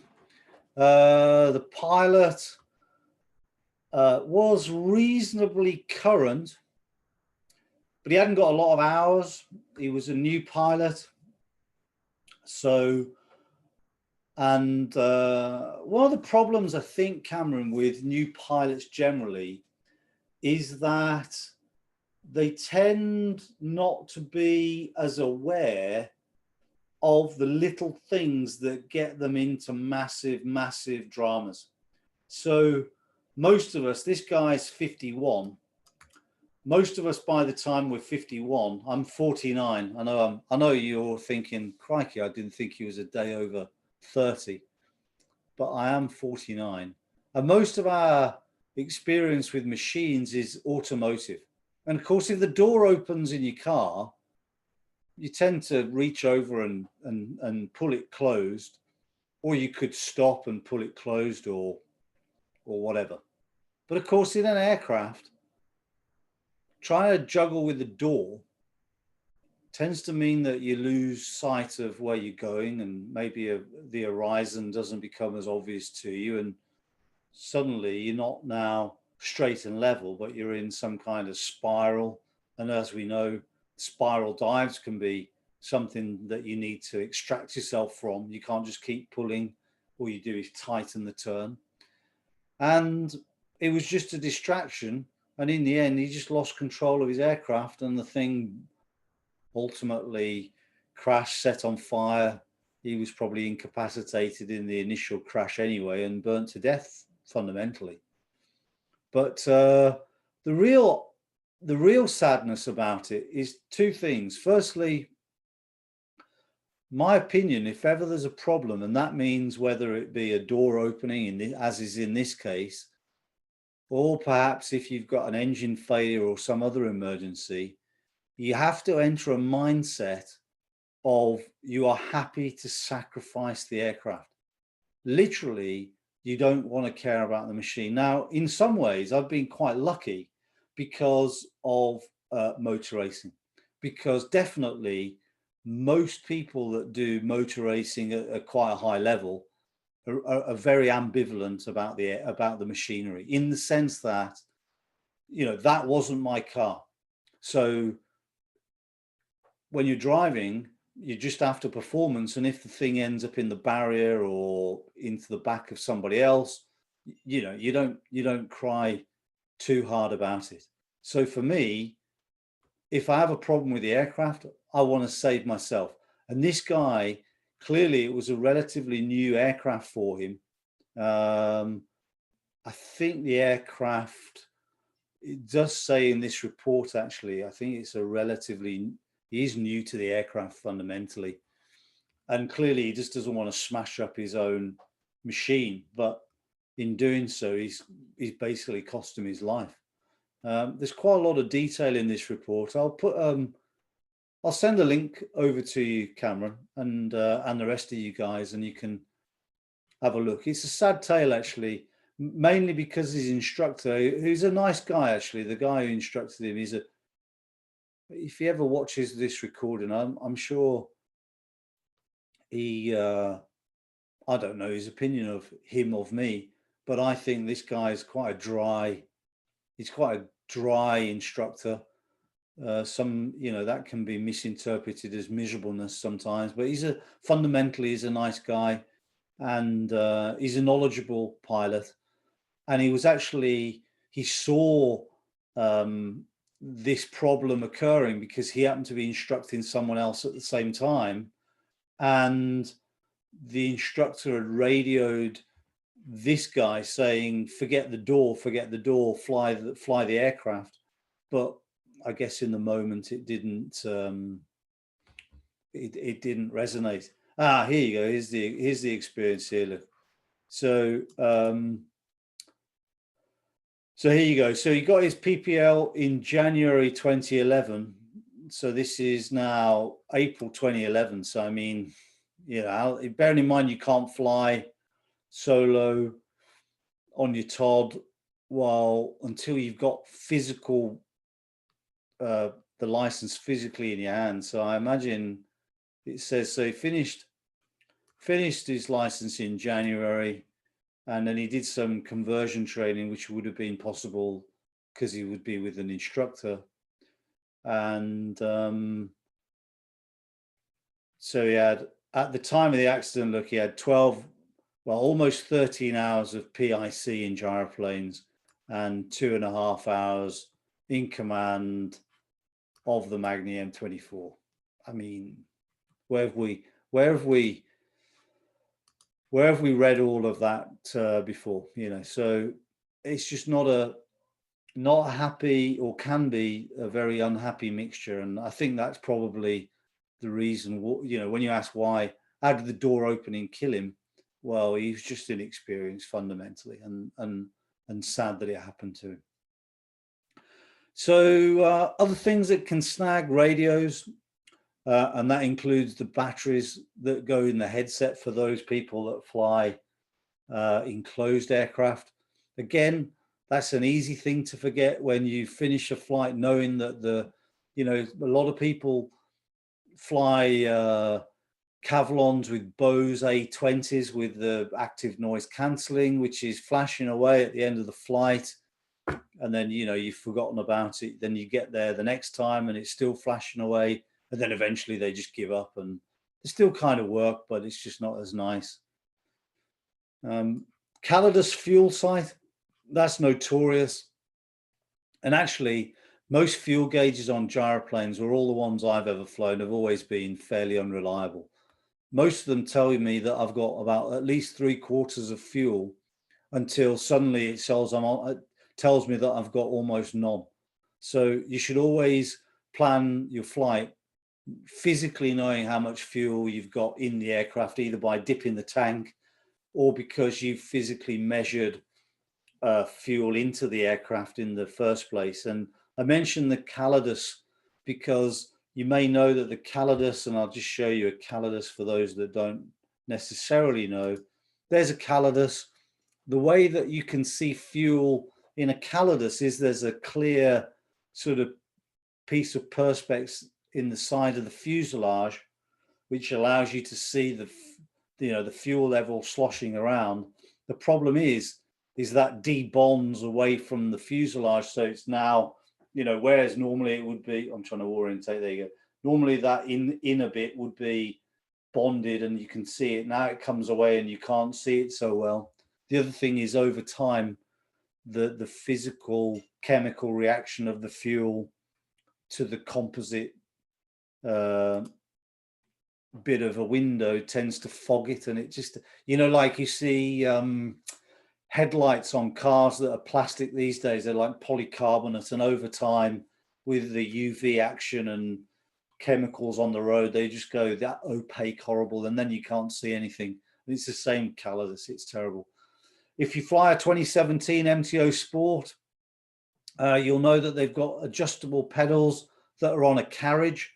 Well, if they haven't already fallen off, they probably will do at some point.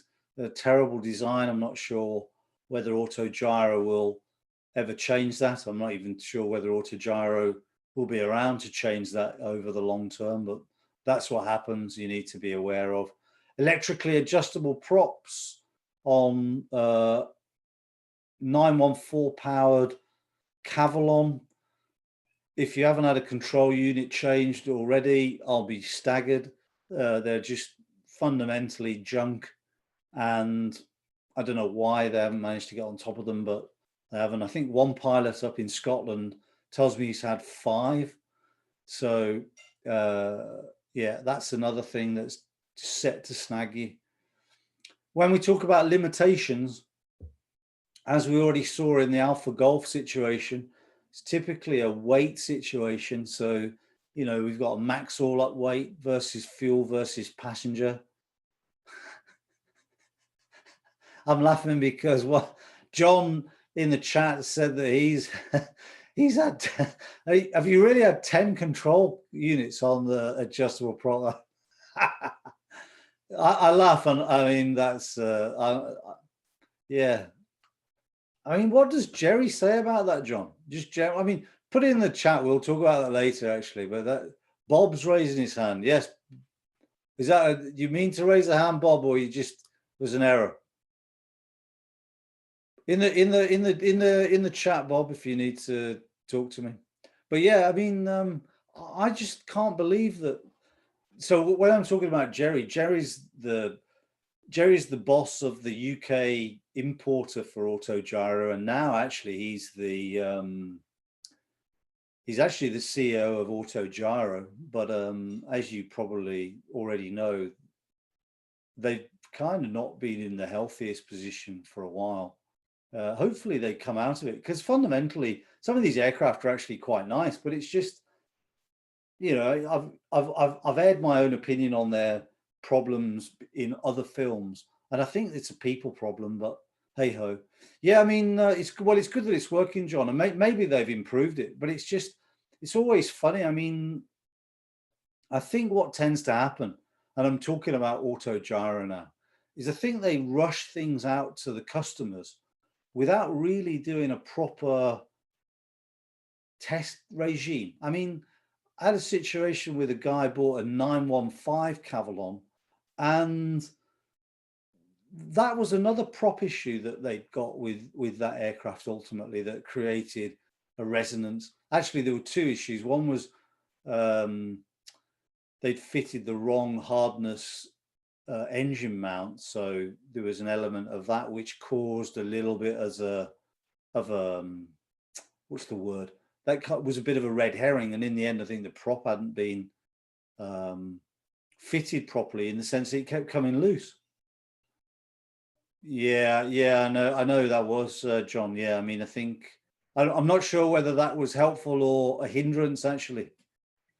Anyway, so yeah, coming back to limitations, obviously, the main one is the weight, and one of the snags that can grab you is that's interesting.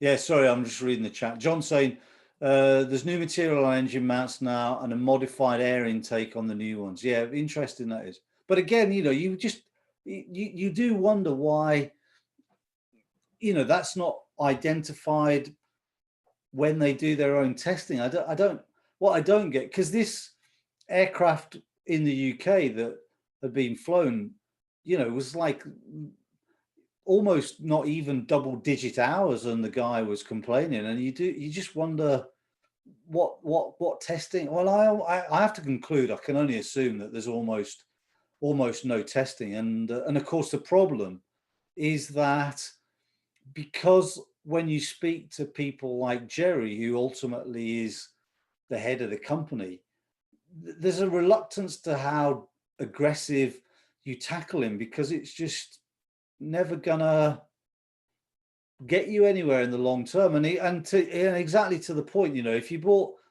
bear in mind these things are Aston Martin, Porsche 911 kind of price. You know, I mean, fundamentally, if Porsche, for example, sent a 911 turbo to a customer that had loose equipment on it, someone would get executed at the factory, basically. I mean, they just fundamentally lose their job. And I just think some of the things that happen at Autogyro are just pitiful. And in that context, it's not surprising to me that they've got the problems that they've got. But anyway, moving on. Limitations. Yeah. So we said about weight. One of the other limitations potentially is temperatures and the ambient. So, for example, especially if you factor in the weight, a lot of the time you end up in a situation where if it's the middle of the summer and you're heavy, then if you're climbing, or if you need to do a lot of climbing because you're in that kind of terrain, potentially you've got to keep your eye on the water and oil temperature, because it can get at the limit. I remember when we were flying in Qatar, which was ambient at more than, well, it was mid 40s at times. I mean, in fact, we were beyond the ambient temperature for the book numbers in the POH. We actually spoke to Autogyro about whether we could do that, and of course they just said yes, but really you knew they didn't have an idea.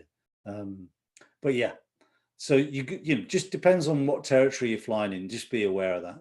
Obviously, these things are not aerobatic, so they do have G limits. The number to the thing that you want to be aware of is something called the maneuvering speed, which is called VA, which is also indicated on the airspeed indicator by the green arc. What that means is that is the speed that you can deflect the controls fully and not overstress the aircraft. Wind limits we already talked about, didn't we? About not only for the aircraft, but also the pilot. Now, wind limits for the aircraft, not all of the aircraft will have something in the POH giving a limit.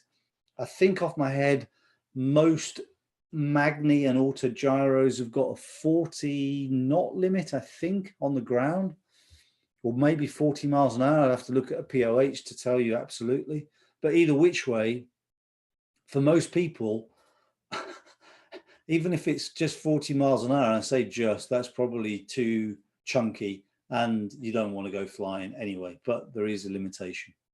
And then, of course, the other elements are things like limitation to VFR flight. Obviously, some bits of the route might take you into somewhere where they don't allow VFR flight because it's some class of airspace that doesn't allow you to be there. And also there are areas where you need a transponder. It'll be a transponder mandatory zone in the UK, and I'm sure other territories have got the same. Next thing is fuel. Clearly, you want to have enough of it, goes without saying, but also be aware of what fuel you want to be using, because not all airfields will have necessarily a full range of options. So, for example, I went flying in France, as I already said, and in France, one of the things I didn't know, but I do now, is that most GA airfields are serviced by Total with an automatic pump, but that works with a Total fuel card. Of course, being a Brit, we don't have very many Total service stations in the UK. I didn't have a Total aviation card anyway, and we had to use avgas, and we had to land at some bigger airfields that were serviced by people rather than the fuel card. So that was a bit of poor planning on my side.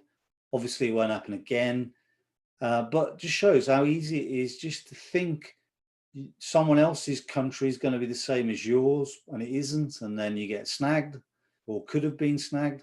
The other thing is that clearly, if you're going to use MOGAS, I've done a film on the limitations of MOGAS. You should be aware of them, because I'm pretty sure that that has snagged some people in the past because of either the temperature that the fuel gets to on the ground or the density altitude that the aircraft ultimately then flies at. You also need to think about fuel in the context of, have you got enough for the planned divert? If you're doing en route, we've just talked about the fuel card or credit card. Do they take it, or do they want cash? Does also your credit card have enough limit? Now, I say that because some automated pumps at airfields block off quite a bit of money, because don't forget, as you'll know, aviation fuel's not cheap. They tend to need to block off a few £100 to make sure that you can draw something significant. And the problem is, if your card that you're using doesn't have a few £100 on it before you're at your limit, it'll just reject, and then you're done. The other thing is, you need to make sure that the nozzle of the pumps that you're using will fit into the tank that you've got. So if you fly, for example, an MTO Sport or an MTO 3, which is the earlier version, so not that's the 2017, that's got an aluminium cap mounted in the fuselage, not that, but the earlier version. If you fly those aircraft, it's unlikely you're going to get an avgas nozzle in the tank. And what you need to use is probably either a funnel that you carry around with you. I carried, well, I don't have it anymore, I don't have the aircraft, but when I had the aircraft, I used to keep, the paper squashable funnels that you use to add add oil rather. I used to keep those, and that would allow me to get some fuel in the tank.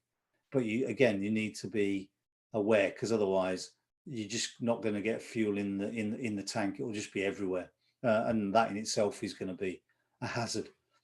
And as is already highlighted in the beginning of this, is the fuel that you want what it is, and is it available? We've talked a bit about performance in the conversations that we've had during this session. Calculations, are they okay for all the destinations? So that's not just where you are based, where you're going to for the divert. And obviously, if you do land out like Alpha Golf landed out inadvertently, then you need to make sure that you know what you're working with, i.e. how long is the field and how heavy you are and what your expected takeoff performance is.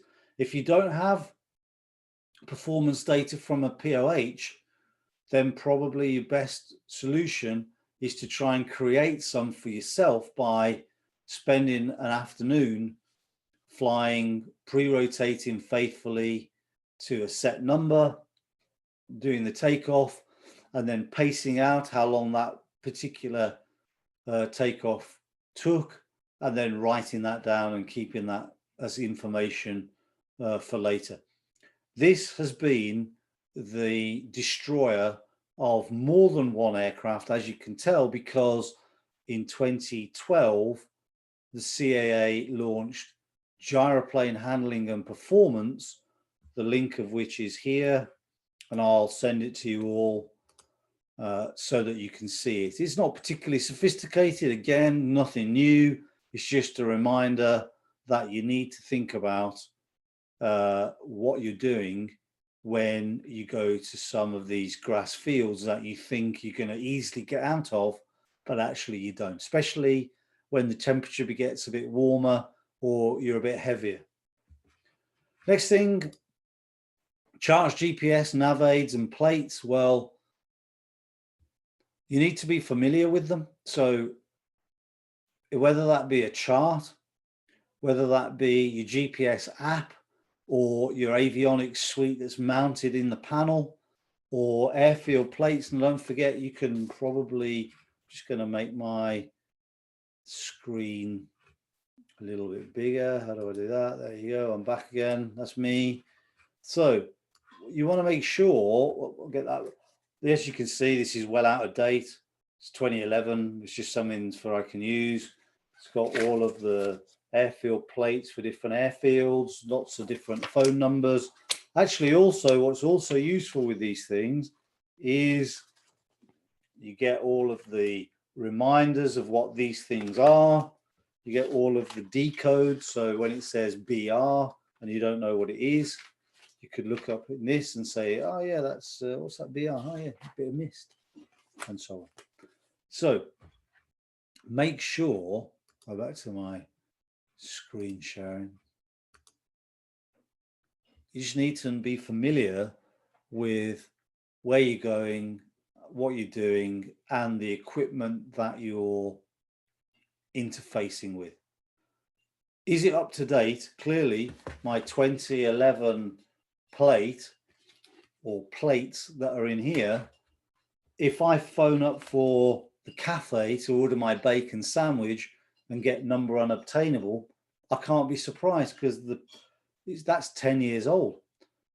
More importantly, if I turn up at an airfield and I fly a circuit or do an overhead join at a height that I think is relevant in my 2011 guide, only to crash and kill myself because the circuit heights have changed, or maybe there's a different, there's a mobile telephone mast that's been installed quite close to where I'm flying, or wind farms, that's a new thing. You just got to make sure that this stuff is up to date. For a more common problem is airspace infringement now.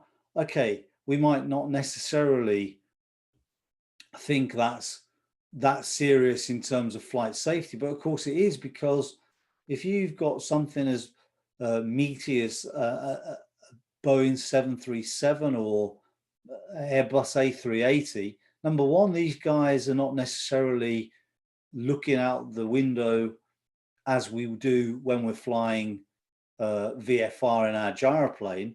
They haven't got the same visibility anyway, and you could get yourself killed. And even if you don't kill yourself, or they get killed in avoiding you, they've probably had to do a massive divert. Everybody's gone through a lot of inconvenience, and it just highlights that it's all through your own poor planning, because you didn't know that the airspace was there because you've done no planning. You also need to carry them. What I mean by that is, obviously, if you've got charts, it's good to have a paper chart as a backup. And the reason I say that is because a paper chart can't run out of batteries, can't lose a GPS signal, can't overheat. I used to, when I started flying, there were no GPS tablet. Well, there was GPS obviously, but there were none of these common tablets. Now, I know I know I sound like an old man, and I think it's quite good, GPS, and I definitely, from my own flying, I'll use one as a primary navigation tool, absolutely.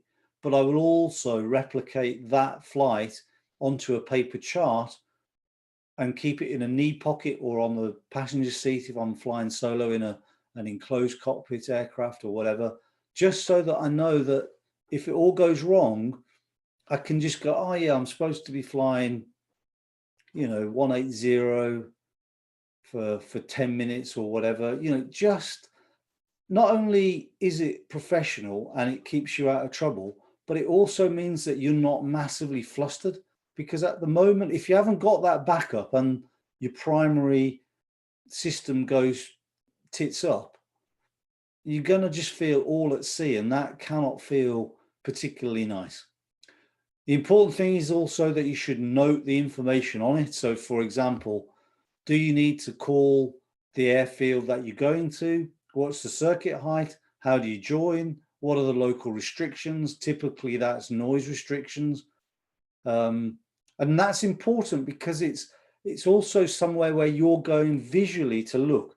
If you know that when you approach this particular airfield, people tend to approach it from this direction or that direction because of some local caveats, again, it puts you straight away in a good position because you're on top of things early, and by staying ahead of the game all the time, it gives you a lot more mental capacity in an area of quite high workload where you may have to change frequencies, you may have to speak to somebody, you may be adjusting speed, adjusting height, and just maneuvering, and at the same time trying to visualize where everybody else is that's already established and other people joining. And don't forget, if you can fly at 100 knots and someone else is doing 100 knots, now we're effectively converging at 200 knots, and that starts to get quite punchy. Next thing is, are all of these things accessible? I say that because, to the point we were talking earlier about our man with his M24 and the door coming open, if you're trying to fidget around the cockpit, or even worse, if it's in an open cockpit aircraft, there's no good if you can't get to it.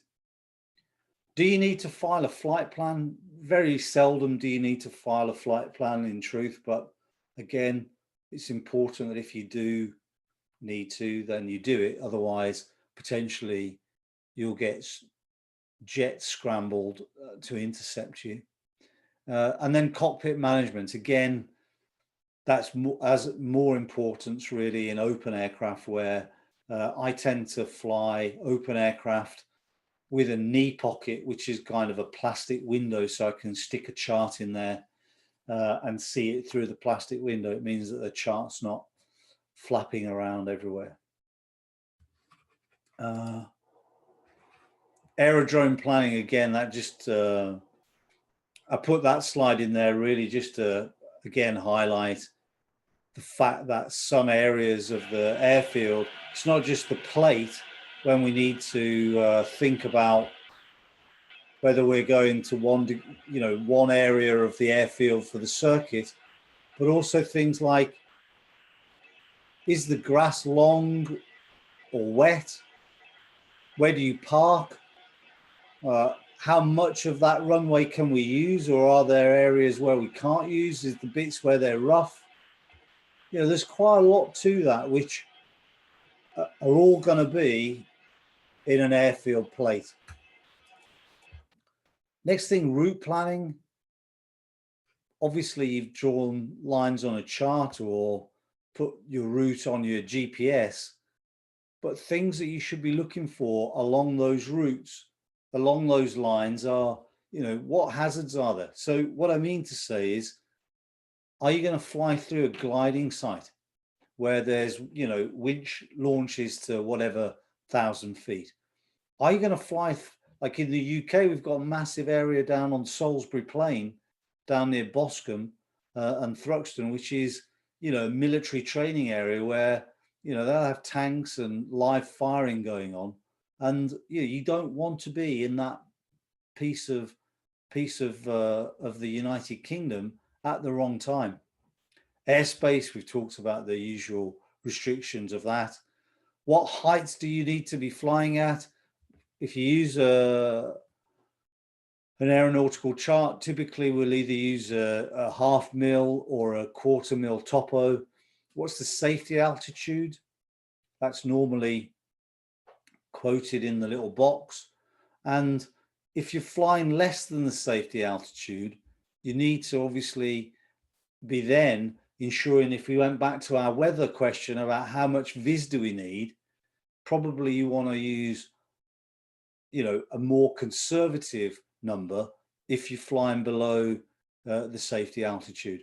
What frequencies do you need? Now that's a real basic one that people, you know, they don't write down their frequencies, and you know, they've dialed up and they've dialed something up and they haven't heard anything, and now they're all at sea because they're kind of not sure whether, you know, they stored it under, you know, memory 2, and memory 2 suddenly, I don't know, you've either had a bit of a cock up with your radio and now you've stored another one over the original one, and now it's all completely cockeyed because the plan that you had has gone to rats and you never wrote it down, and now how are you going to find it after the fact? So that's important. Transponder codes, clearly normally you only get given those en route, but there are other transponder codes, sort of listening squawks if you're en route, where they're very useful to know. And the other thing with transponder codes is that if you fly those routes often enough, you'll know that they're typically, they'll give you normally 6-1, for example. So you already know that if you fly through this particular route, whilst the last 2 digits may change, the first 2 are normally, for example, in the one I just gave, 6-1. And then that again just gives you some mental capacity that you haven't then got to try and remember everything while you're in the air. VRPs, or visual reference points, now they're important when you are going to airfields that the controller that you're flying to will tell you to fly via a particular VRP. If you fly down towards Southampton, for example, they will normally always tell you to fly via a particular VRP. Now, if you haven't bothered looking at your chart and now you don't know what the VRP is, he could tell you fly to a relevant VRP, or he may as well be telling you to fly to strawberry jelly, because you don't really know what that is anyway. So, and now what are you going to do? Are you going to tell him, I don't actually know where that VRP is? And then if he tells you, then you've got to get your chart out and, I've got to find it. I mean, it's just a bad situation.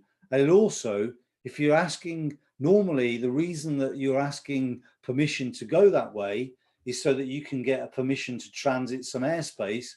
And now I can tell you that controller, if you don't give him the impression that you're on top of things, he's going to give you least priority and you're going to get no service, and probably you have to drive all the way around that airspace that you wanted to transit.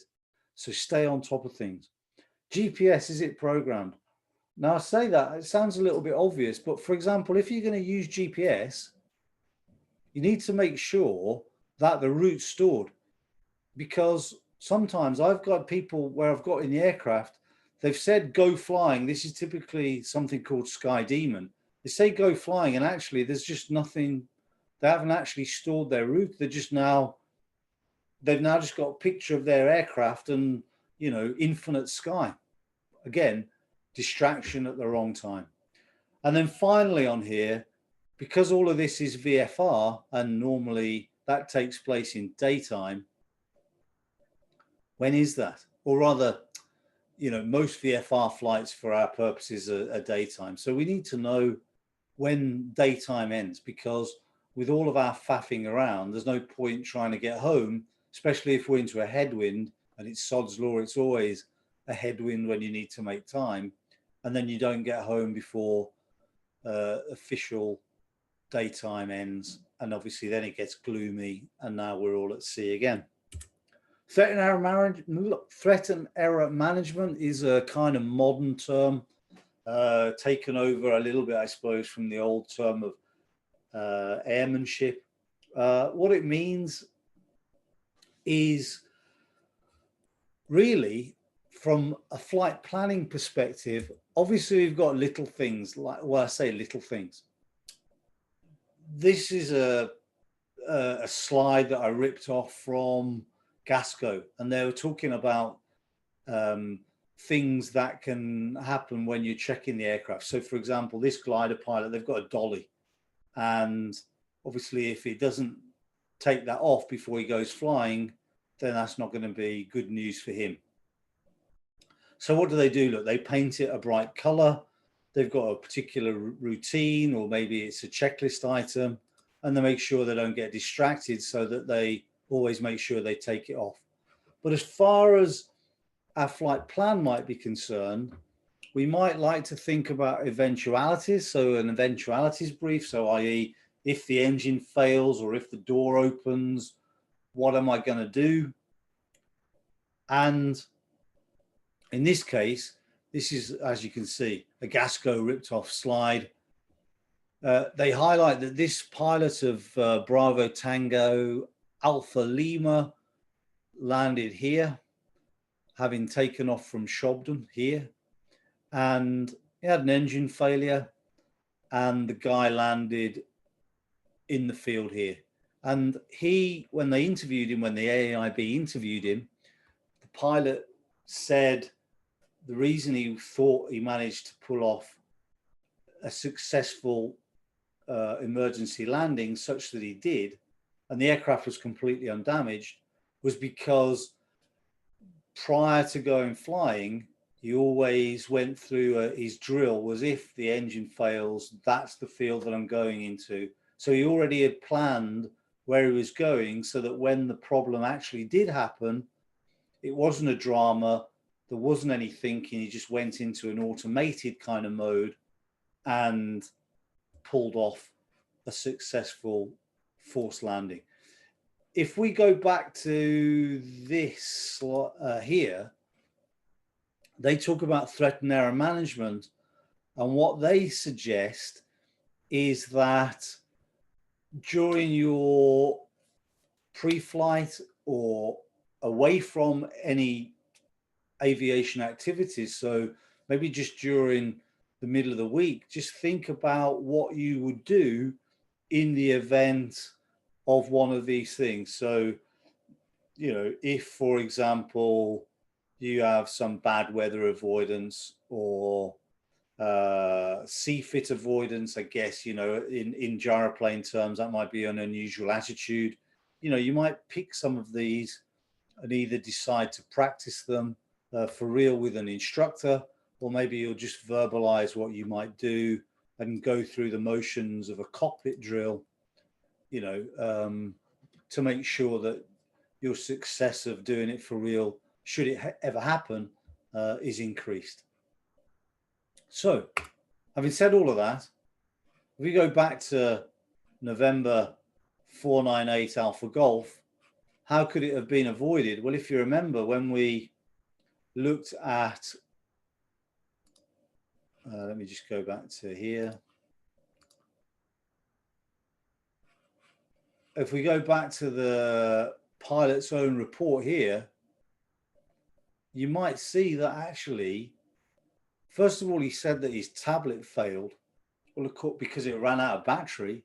Well, we just said, haven't we, that during the flight planning stage, we should make sure our equipment is all being checked and we've gone through the route and so on. And I don't necessarily think that he was the most diligent in making sure that he'd got his primary navigation equipment in the best of fettle.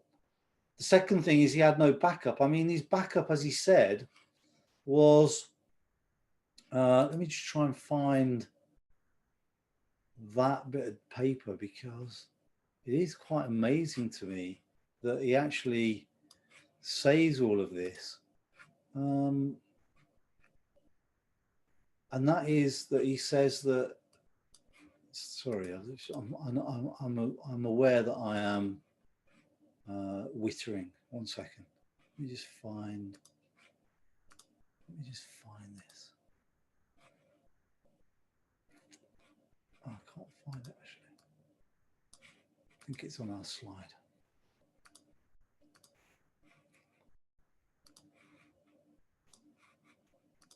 Back to this.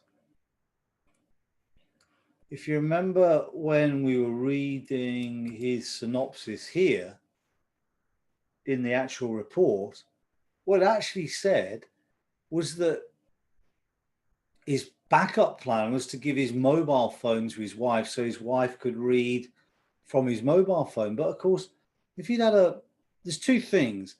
Either he could have had his own mobile phone on a kneeboard and had effectively the primary screen and then a backup on his, in his pocket, so that if the one failed, all he had to do was either pull that out of his pocket or, just carry on reading it from the kneeboard, or carry a paper chart with all of the drawings, all of the chart marked appropriately. That would have allowed him not to have even bothered to land out, so he wouldn't have been in the situation. But having been in the situation, I don't think, well, he admits he didn't pace out the field, so he'd got no idea how far or how long the field was that he got to work with. But second of all, we've already looked at his own view of how heavy the aircraft was, and it was a million miles away from what it must have been. So even if he'd paced the field, unless that was obviously of a length that gave him such a margin, the weight of his aircraft didn't matter. But if it was anywhere close, being more than 10% out on the overall weight of the aircraft was definitely going to make a difference. So the point is, if he'd planned this flight properly, and of course the ultimate thing that he could have done, he could have just aborted the landing because, aborted the takeoff rather, because he knew that that was part of his takeoff procedure, was to just have an abort point and not bother to try and take off at all. And all of those things combined would have saved effectively the entire aircraft. His wife wouldn't have broken her arm, and probably now, if he asks her to go flying with him now, he's probably knocked back because she's just afraid that she's going to get busted. And that's that. Yeah, John raises a good point. Sterile cockpit. So yeah, sterile cockpit's a good point actually, John. And I haven't mentioned it, and to be truthful, I wasn't going to. But what that means is that there's an area of the flight where there's going to be no chit chat. So it's all going to be focused on aviation matters that are pertinent to that particular area of flight. So normally that might be takeoff and landing. So what tends to happen is you go flying with your mate or your girlfriend and wife, and of course they just like to chit chat, which is very distractional when you need to be listening on the radio for things that are relevant to you. And obviously you also just need to concentrate on what you want to do, because some of the people that you're going to go flying with are not necessarily the most experienced. So for example, let's just go back to this situation here. Now, this is a 6-month currency. Well, look, flying, even if you're in the green here, look, we're only going to be flying somewhere between 30 plus and 20 hours a year. Well, if you think about the actions that are needed to operate the aircraft and the radio and the nav and all the things that we've talked about today, if you're going to try and get perfection at that and only do it maybe for 20 hours a year, you might be not surprised to know that a lot of people fail. So the last thing you want to have are people just giving small talk about, oh, look at that over there, when you really need to be concentrating. And that, gentlemen, and it is only gentlemen in the room, is that. Any questions anymore for any more? No? Any questions? Otherwise, I'll just wrap us up. I've enjoyed your company. Thanks very much for everybody. Thanks, Cameron. Thanks for all the time.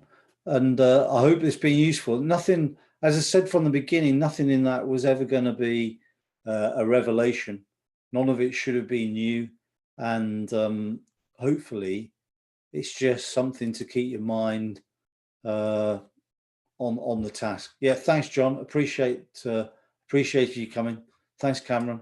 Thanks, guys. If there is no questions, I'll just end it in 3 or 4 seconds. Anything, just put if you can't work out how to ask me anything, either stick a hand up or stick something in the chat. Here you go. Here we go. Ron's asked me a question. Can a gyro be fitted with tires for turf airfields?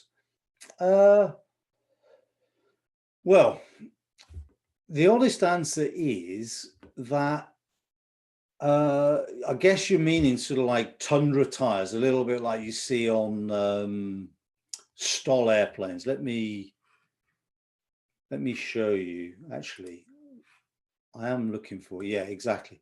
So the answer is yes. So for example,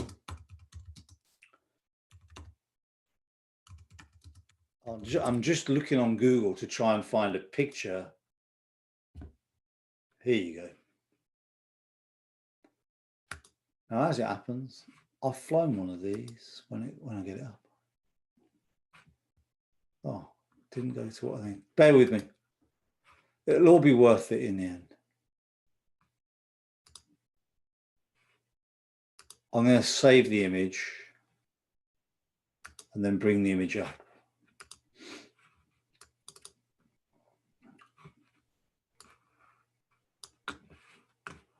Bear with me. I'm nearly there. I don't honestly know. Sorry, I'll come to you in a minute, Bob, and we'll talk about that. Right, check this out, Ron.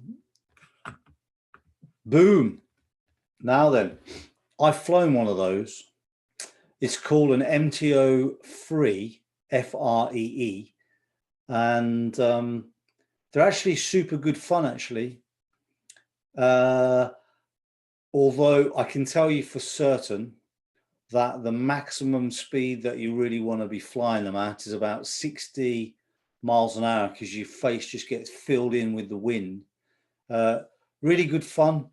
I flew one of those in Qatar, and obviously Qatar was nice and warm, so that was a bit of a giggle. I wouldn't really want to fly huge distance in one of those. It gets a bit tiring, a bit like riding it's a bit like riding a motorbike, I guess, with no fairing. You just get beaten up a bit by the wind. But coming to the tires, in truth, these are more useful, not so much for grass, but they're more useful for either boggy, sand, obviously, which is why they had them on in Qatar, or just places where you're going to just sink in. Normal grass, especially if it's, as long as the grass isn't soggy, all the normal tires tend to be okay, actually. The biggest issue, if you fit these tires, you need to be aware that it's going to change the dynamic versus the rotor, because obviously you're now raising the machine by quite a bit potentially. And I know that the MTO3, as this is, the amount that I'm just trying to get to the camera. So you imagine you pull the stick all the way back for pre-rotation, it will not go back quite as far actually with these tires on, just because you create a different pivot point basically. So if you are going to fit one, fit these kind of wheels and tires, do be aware of the other consequences. There you go, back to me.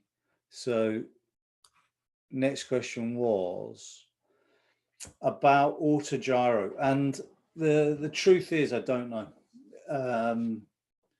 I mean, I can do, I'll just do nothing more sophisticated than a Google search, auto gyro insolvency.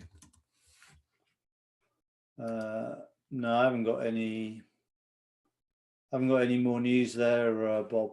I mean, I think the thing is that I had a conversation with someone literally yesterday, about something else. It was about auto gyros, but this guy used to work for the UK. Or no, the guy I was talking to wasn't this guy, but he was recounting a story about something that he'd been speaking to someone from auto gyro, and I still think they're just not certain.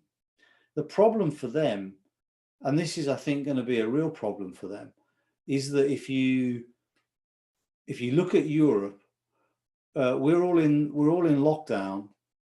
Germany's the same, and actually the virus, the vaccine for Germany isn't going particularly well, the rollout for the vaccine. So I mean, I think in the UK, I would say that we're going to be in lockdown. So sorry for people in the States and people in Australia.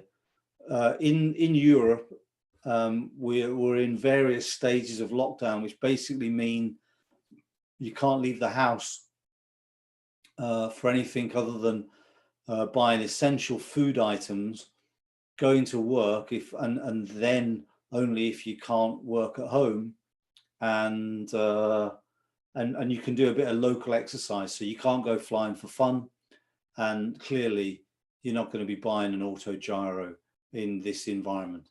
So yeah, and yeah, exactly. And now we've got Brexit. So so I think, as I mentioned on the presentation last time, my own information suggests that I think over the last, well, now we're January 21. So if you go back to around January 2019, I think in the last 12 months or so, Auto Gyro UK have sold maybe 3 aircraft.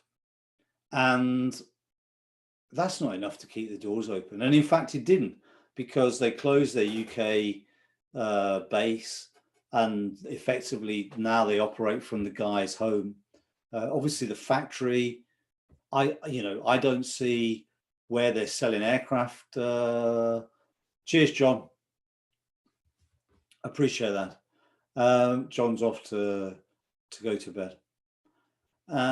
But yeah, so I just fundamentally, Bob, I just don't see the traction. I mean, they'll argue that they've got a lot of sales in the States, they've got sales in Africa, they've got sales in China, and I'm sure they do. But fundamentally, selling stuff to the Chinese, well, I'm not really sure what the margin is for that. And also, I'm not entirely sure whether or not there's a third party in the mix, because let's be honest, look, well, let's go back to this. Let's go back to this picture. An MTO3 is basically an MTO without the bodywork. Now, you've got this stainless steel framework, and then a little bit of glass fiber cabin, and then effectively tailplane, and a Rotax motor. Well, anybody can buy a Rotax motor, and in fact the Chinese are building their own version of a Rotax motor, and I would say that once that comes out, Rotax stop, because they ain't going to be competitive against a Rotax motor from China that's half price. So if you're a Chinese company buying MTOs, which Autogyro claim they're selling by the truckload, would you overpay if you were the Chinese? Because I know I wouldn't. I just think it's almost inconceivable that they would do that. So I just don't see the business for them. Ken, talked about gas in previous sessions. You mentioned regular gas is not good above, I think it's actually 6,000 feet, Ken, but yeah. Yeah, and I think you said that avgas may require more maintenance. Why that be? Yeah, okay, yeah. So in a nutshell, yeah, I'll come to you in a minute, Ron. So let me talk to you about MoGas.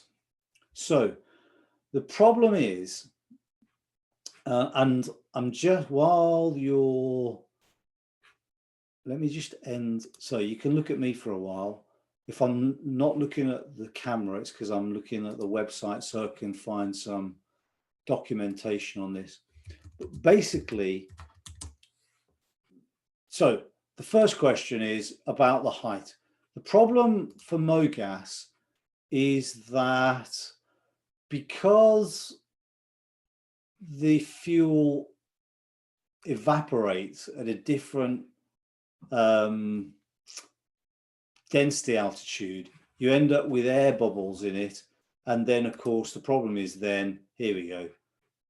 Let me just read it. And then, it's right, I'm not concentrating, am I? Share screen. There we go. I'll send you this. I'll send you the link to this, Ken. So this is a procedure, and now this is E5. So this is only 5% ethanol in the fuel.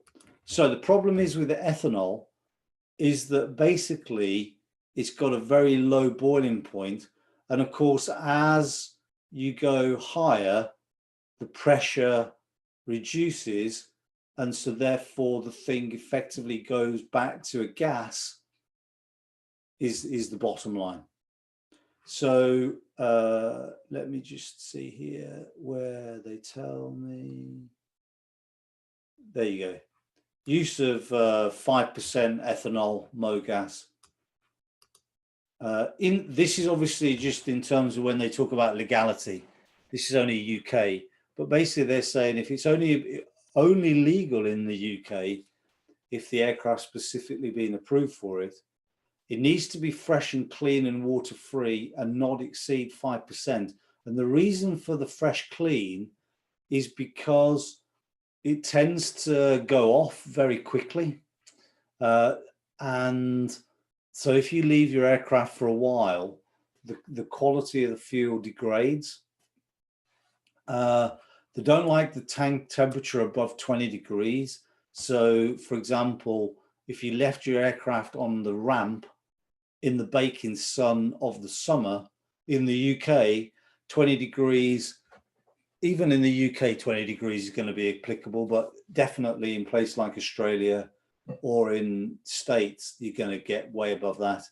And they don't like flying above 6,000 feet because of the lower pressure. It just tends to create this vapor lock. So it's and what a vapor lock is it's effectively an air bubble in the fuel system, and then it just stops the fuel being pumped to the motor, and the engine just stops. So that's the reason about the height. Now, of course, I don't know whether that's legal or not for the States, and I don't know how the US authorities publicize that, but the reality is that's information from the LAA, which is the UK authority for permit aircraft or experimental aircraft, as you guys would know them. The physical properties of the fuel ain't going to change in the States or in South America or in China or in Australia. You know, it's going to be the same. So I would pay attention to that, because it's not good. My own view is that there's the accident that I'm very suspicious of for that is potentially the one. There was a Cavalon in California that seems to have gone quiet. I think that was Alpha Golf as well, actually, or I think it was. Anyway, that seemed to, and the reason I'm suspicious of that is because they suddenly started definitely confirming that it was alcohol, it was ethanol-free gas, and I'm thinking, I'm not sure how the wife would know that that's even something to look for. But anyway, you asked about why it requires more maintenance if you use avgas. Well, just to caveat avgas, Ken, and I'm just going to go back to my slide. Where is my slide? There. So on the slide that says fuel, notice here there are two types of avgas. One's 100 LL, the other's 91 UL. 91 UL is an avgas that's okay to run in a Rotax and keep to the normal service. If you use 100 LL avgas, then again, this is just off the top of my head, but they recommend halving all of the schedules. So for example, if you were doing things at 50 hours or you were doing things at 100 hours, now you would do them at 25 and 50. Now, don't get me wrong, that isn't if you're using 91 UL or MOGAS. Let's, for example, say that you used MOGAS or 91 UL for 10 hours, and then for 1 or 2 hours you used 100 LL. That's probably not going to make any difference whatsoever. But if you're consistently using 100 LL, then the problem with it is that the lead deposits tend to make the valves, they tend to cause problems with the valves. Basically, they just sit on the valve seats, and then the valves potentially are not closing as cleanly as they would do. So they do tend to have a problem. Cameron's saying that 20 degrees is cold. Yes, I'd give anything for 20 degrees right now, Cameron. It's making me think about the time in Qatar, where this time of year, in the night time, it'd be still 30 degrees and I'd be desperate for the aircon.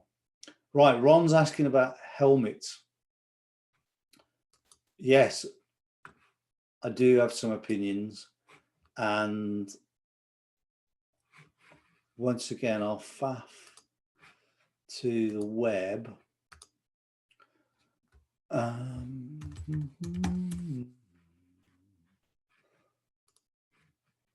So let me go back to,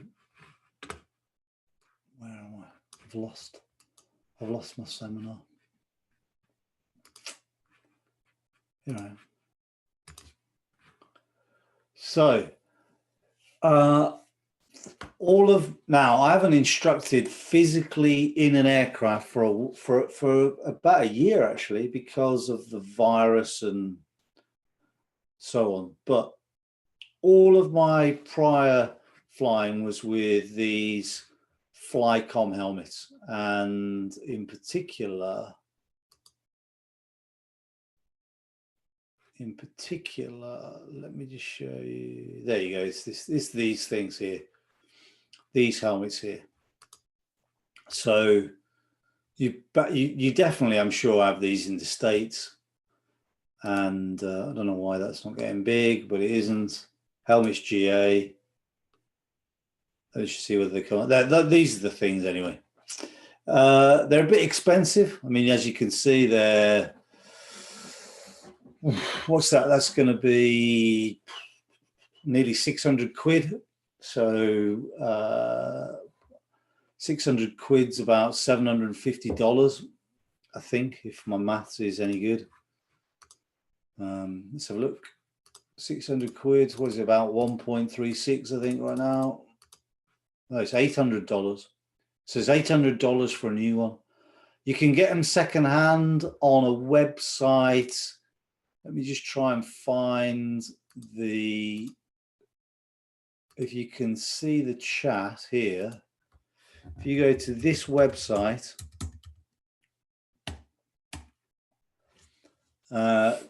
you'll find loads for sale there. Whether they'll ship to the US, I don't know.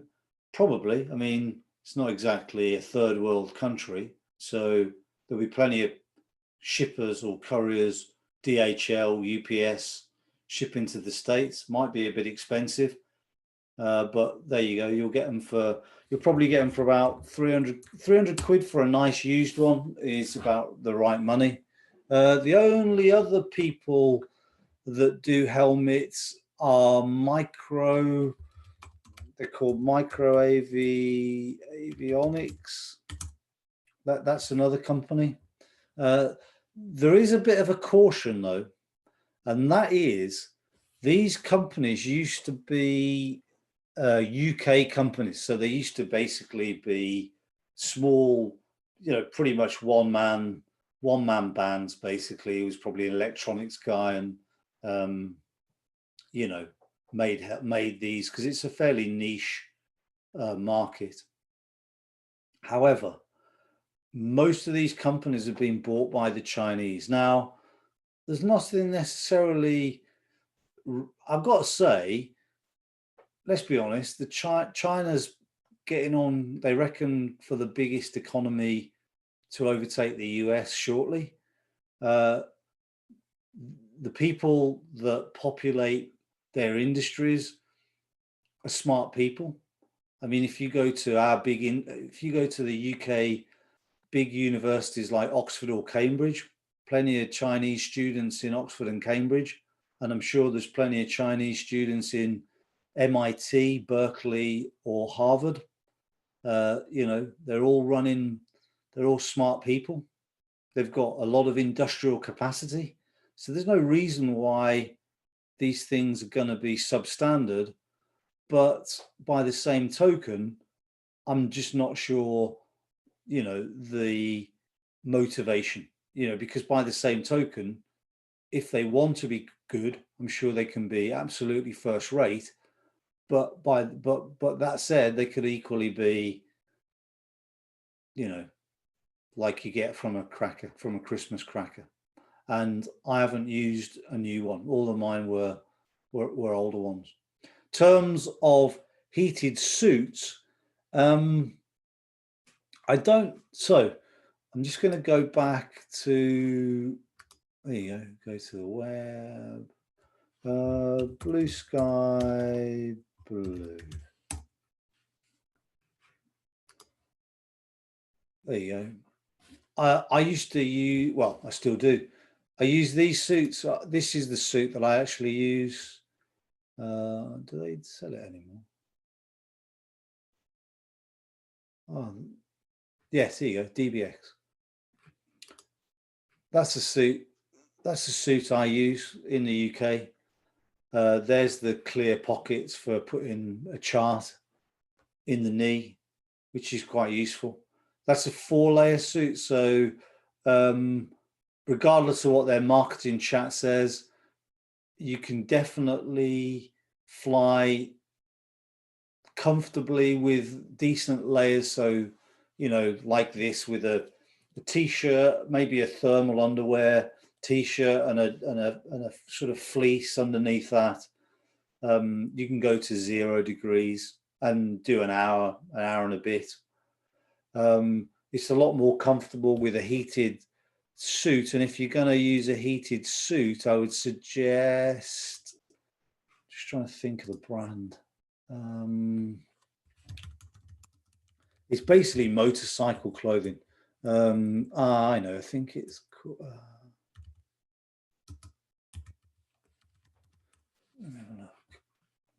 Yes, this is very good stuff, actually.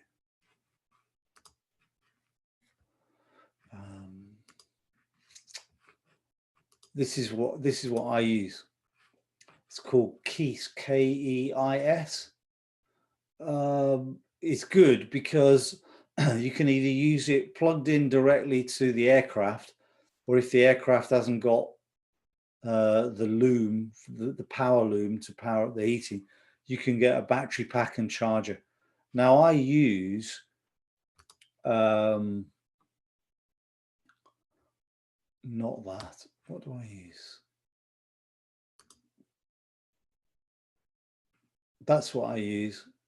I've got one of these jackets. It's just like a it's like a soft, if you know what I mean. It's like a soft shell. It's not a fleece. It's just a soft shell jacket. It's actually very thin, so it's not, it's not bulky. And I have to say, I have to turn that down. On the hottest setting, it's too hot. And the problem, what tends to happen, is that in truth, your body, the main body and your legs are kind of okay, but your hands get cold, or your face, you're trying to keep your face warm and so on. So that ultimately becomes a problem. And in honesty, it's when you kind of want an enclosed aircraft with a heater, because being in an open aircraft, certainly down, once it starts getting less than 5 degrees centigrade, being in an open aircraft is a bit miserable, to be fair. So there you go. Happy days. Anything else? Any more for any more? No? In which case, it's 10:30 at night in the UK. I think I might have a nice cup of tea and then turn in, watch a bit of telly. Guys, as always, thanks very much for watching. And as I said, I know none of this is revolutionary, but you just got to keep your head on all this kind of stuff, because it will one day, genuinely, it will save your life. And I'm convinced. I'm just going to finish by saying this. I know that some of this can sound preachy, and I'm not a preachy guy. Look at what I did. Genuinely, when I was in my 20s and 30s, I was a complete idiot. And if you could see me in the flesh, you'll see scars all over my face and body from, getting wrecked in a car and motorbike and all sorts. So I'm quite happy to be Larry. But when I started flying, and I think it's been one of the best things I've ever done, honestly, genuinely, you just cannot take the piss, because the moment you start doing that, you're gonna be ended. That is gonna be you done. So take it seriously, and I know that you do, because you're watching this. But when people comment about, for example, at the end of last year, we had a whole rash of accidents from the guy in Florida. Looks like he got caught out with the fog. Well, guess what? We've talked about the weather today. There was the guy in Namibia, was flying without a license. Well, we've talked about that today. There was the guy flying the AR-1 in Utah. Well, guess what? He didn't really plan his flight because he had no experience. And we've definitely covered things like differences training before. Now, it's not preachy. I'm just trying to put it out there. In fairness, not really for my own benefit, because this is the things that I do for my own flying. I'm just trying to make sure that someone's there with a level of experience talking about things that need to be talked about, because where else do gyroplane pilots get their information? you know, you've got a guy in the UK that has some reasonable, not, you know, look, he's a knowledgeable guy, but all of his stuff's behind a paywall. So you can't get to any of that unless you pay him, you know, quite a lot of money, certainly more than the £6 you'll have paid to come on this webinar, which has lasted, what, 2 hours 40 and counting, and all the free videos that are there. So just keep your mind on the job and you'll live a long and happy flying career. Anyway, with all that said, me done, I'm done. Cheers, Cameron. Yeah. And by the way, the gyro glider, I'm ashamed to say, I haven't made any progress, but I will. It will be done. Anyway, cheers, buddy. Maybe one day when this virus is all done, I can actually come out to the States, come out to Australia, and we can chew the fat. Take care, guys. I enjoyed it. See you guys.